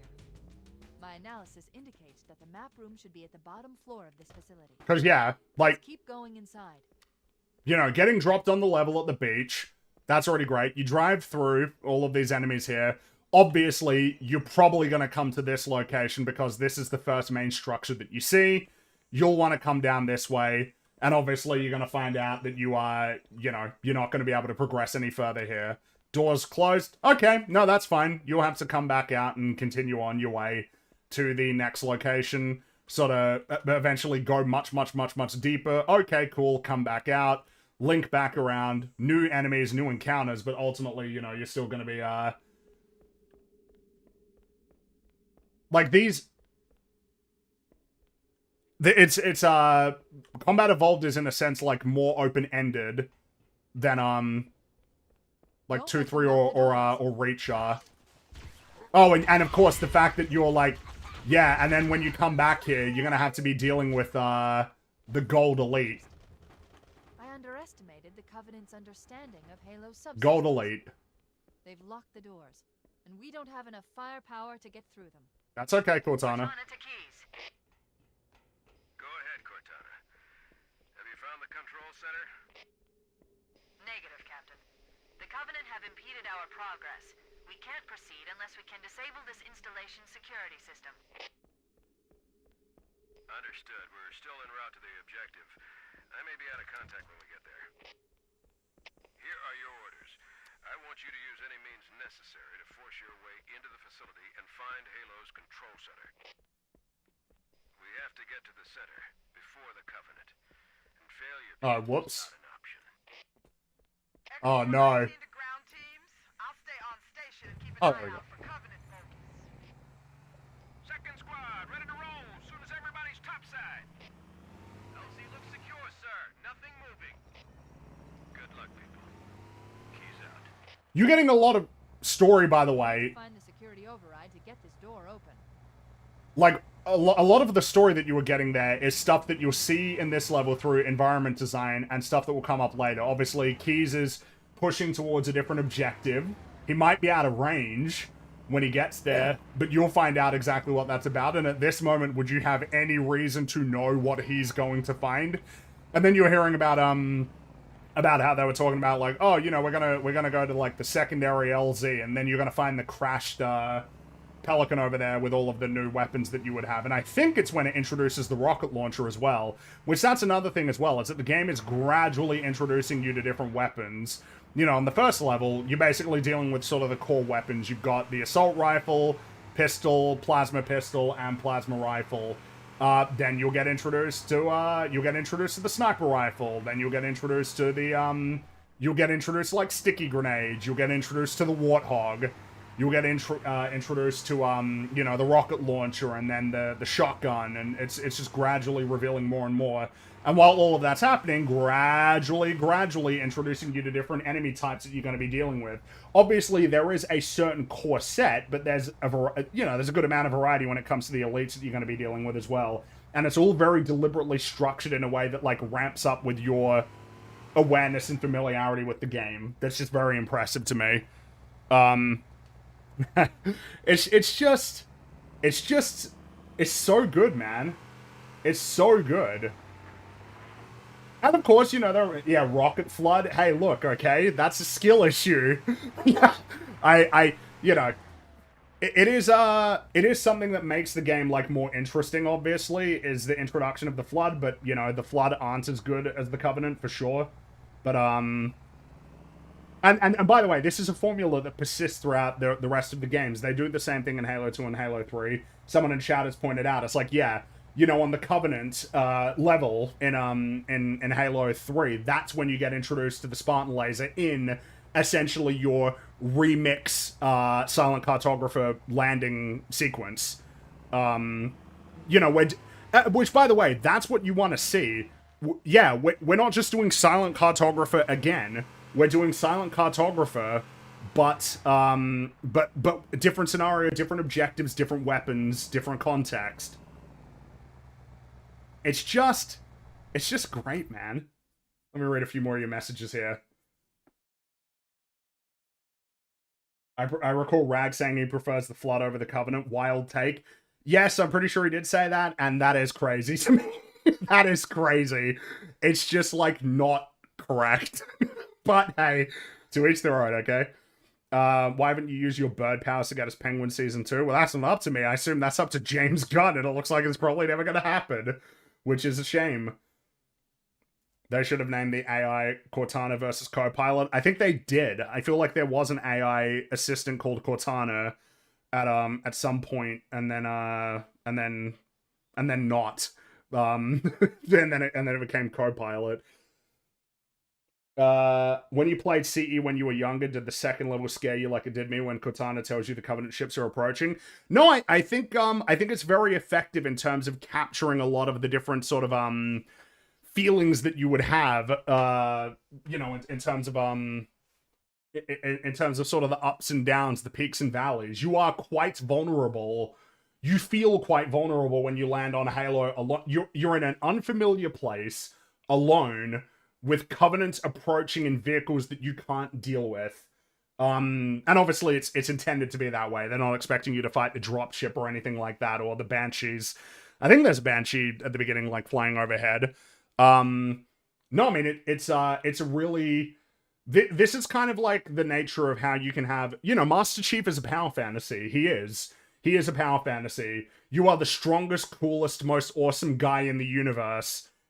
Yet, even with that being said, we need to still have you be vulnerable. We need to make you feel vulnerable, so that you can connect more with the character and the situation that you're in. And part of that is putting you in situations where, and not in cutscenes, not depowering you in cutscenes, because that's another problem that 343 had.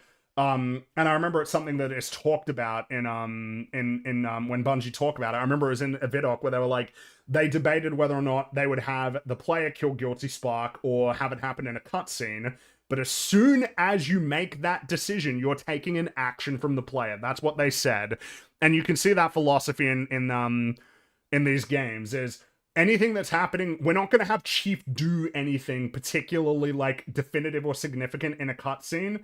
And if it is something that he does in a cutscene, it is still ultimately the result of the player's intervention in that sequence.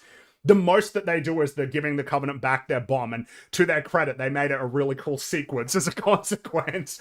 But reliably, you know, Master Chief doesn't shoot anything in a cutscene.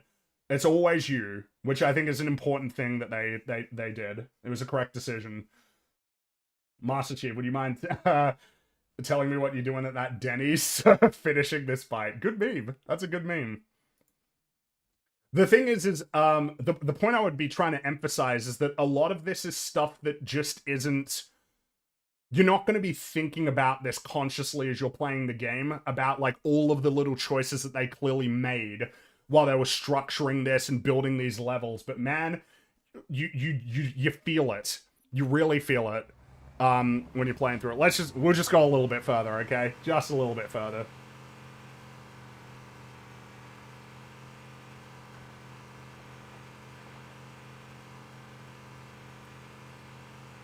Like there is a path into the interior of the island. Give me that pistol. Yep, that'll do. Oh. Oh.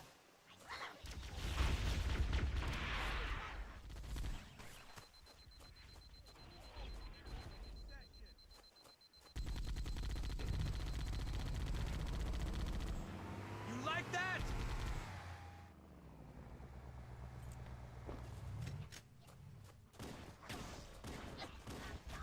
And I mean, you know, it's stuff like this as well, right? At some point, we need to prevent the player from, Though I'm pretty sure you can, if I'm not mistaken, like, there are ways to, get this warthog, past this point.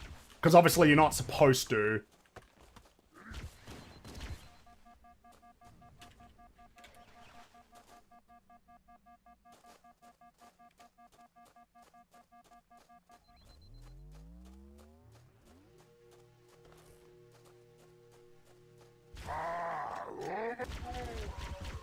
Give me them plasma grenades. Thank you very much.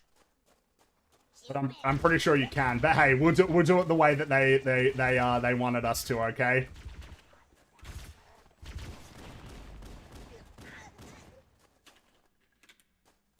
Wasn't it because that was a conversation starter? Haven't they made a change to the layout of Silent Cartographer in the? Am I mistaken, or did they make a change to the layout of Silent Cartographer to prevent that from being even possible? I feel like I saw that as being a conversation about the remake, is that they put up a wall or something to just make it impossible for you to drive it up there.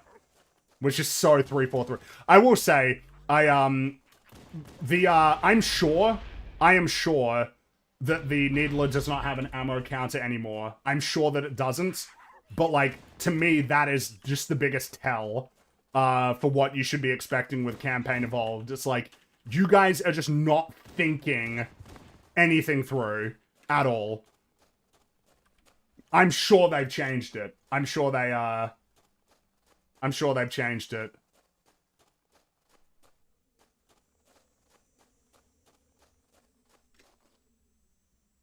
Alright, let's leave the ammo.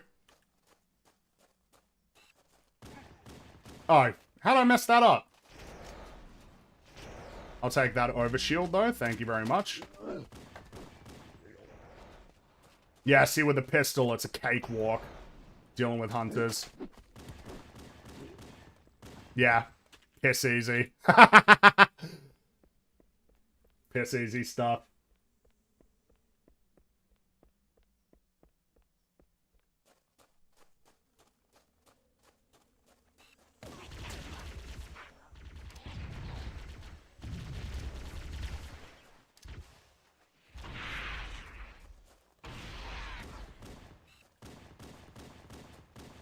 I so do love having the pistol, you know? I so do enjoy just having the pistol in my arsenal whenever I can.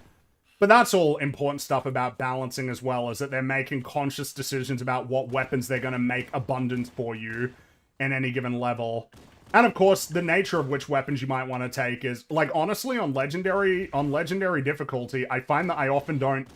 Well, it depends on what the power weapon is. I don't find that there's as much value, for instance, in the, in like a rocket launcher on legendary difficulty as there would be in like normal on normal or heroic, which is kind of an interesting thing. It's like I want the most versatile weapons in all circumstances rather than necessarily like the most powerful weapon that could put me in a situation where I just don't have like enough ammo or something, if you know what I mean.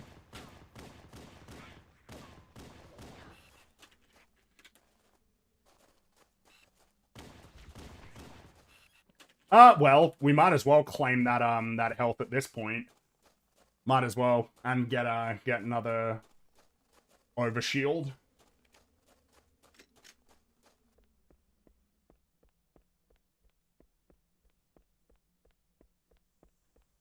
Oh, right. Oh. Oh, damn it.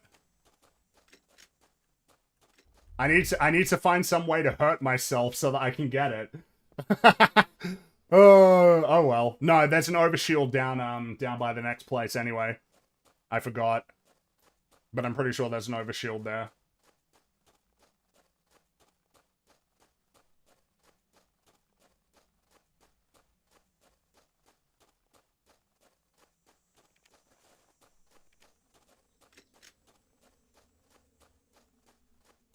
And there was a jackal that ran away from me. Damn, did I use up all my grenades? I did. Oh, and I didn't even...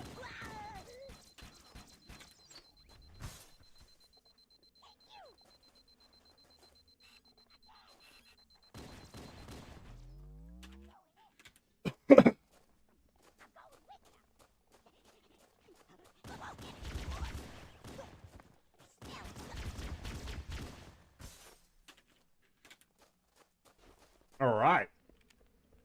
Nice. Yeah, there it is. Over shield, come to me.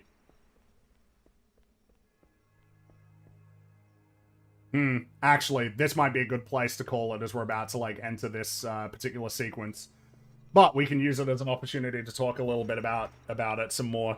It's just such a great game through and through. I so thoroughly enjoy the experience of going through this.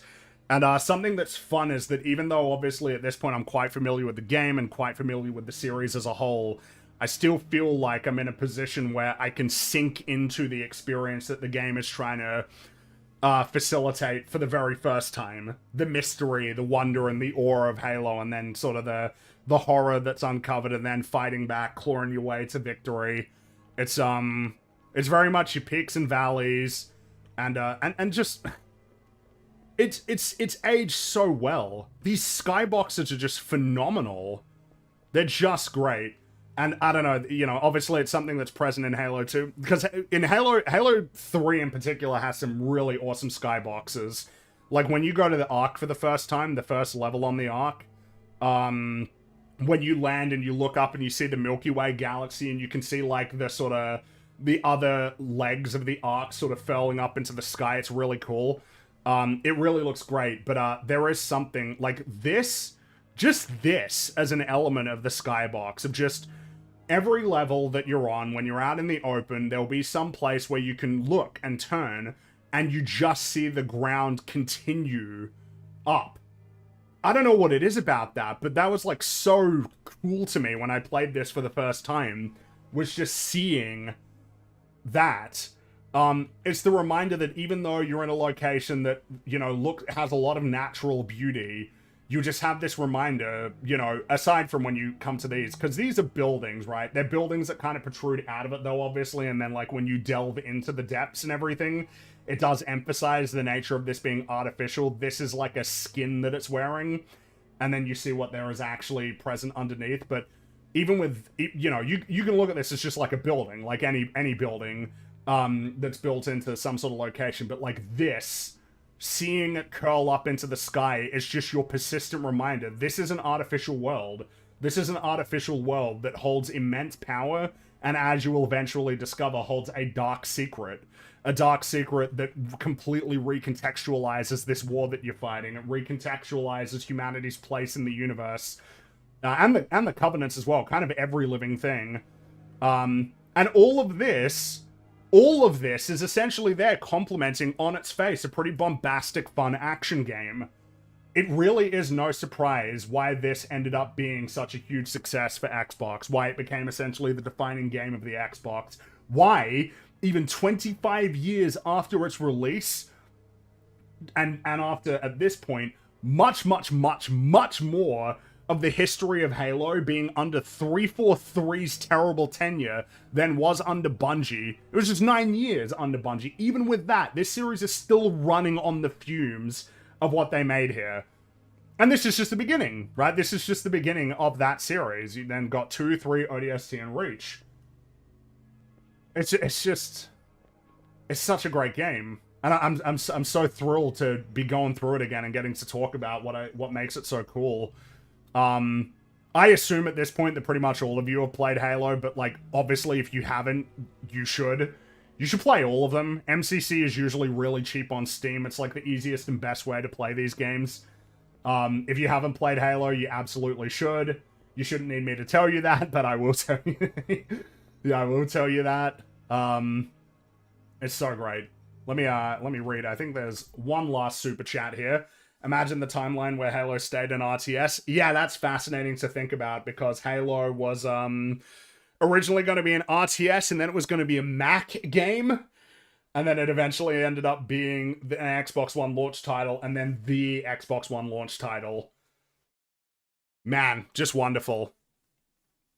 I guess in terms of sort of a, because that'll be it. We'll save there. Head back to the main menu. Oh, man. This game.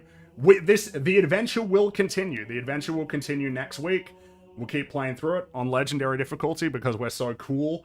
Obviously in the lead up to Campaign Evolved. And I will say, this adventure will continue. Over the next few months, I'm going to be going through all of the Halo campaigns on Legendary. We'll be streaming it here. We're going to have a lot of fun. That includes Halo 2. But the adventure will continue. But for the time being, the focus is on Combat Evolved in the lead up to Campaign Evolved. But we will continue playing all of the Halo games on stream in between, you know, any of the new releases that we need to be sort of paying attention to, of which there will be a few. Thank you very much for all of the super chats, memberships, and keeping me company. Very much appreciated. I guess on top of that, coming up next, we got EFAP tomorrow. We'll be looking at mixtape again. Oh man, I think the music is loud again. Let me turn it down a little bit here. I know it's great music, but I don't want it to be deafening. And I mentioned that I'll be talking. That there might be some talk of what the next Fringy video is tomorrow, and there will be. But I suppose I would just leave you with. I'll just leave you with I don't know, a sort of way of maybe thinking about and wondering what that video would be. Okay? Now, we're playing Halo right now. We're playing Halo. Halo's on the mind. We got a new Halo game coming out pretty soon. Wouldn't it be crazy if there was some sort of Halo-related video that I made that would be coming out in the next 2 weeks? Anyway, thanks for keeping me company. We'll continue with this adventure soon. I'll talk more about this elusive new video a little bit more tomorrow. But, hey, I hope you all have a great day, and I'll catch you for whatever's next. Well, I know what's next, EFAP. I'll catch you next time, alright? Bye, bye, bye, bye, bye, bye, bye, bye, bye.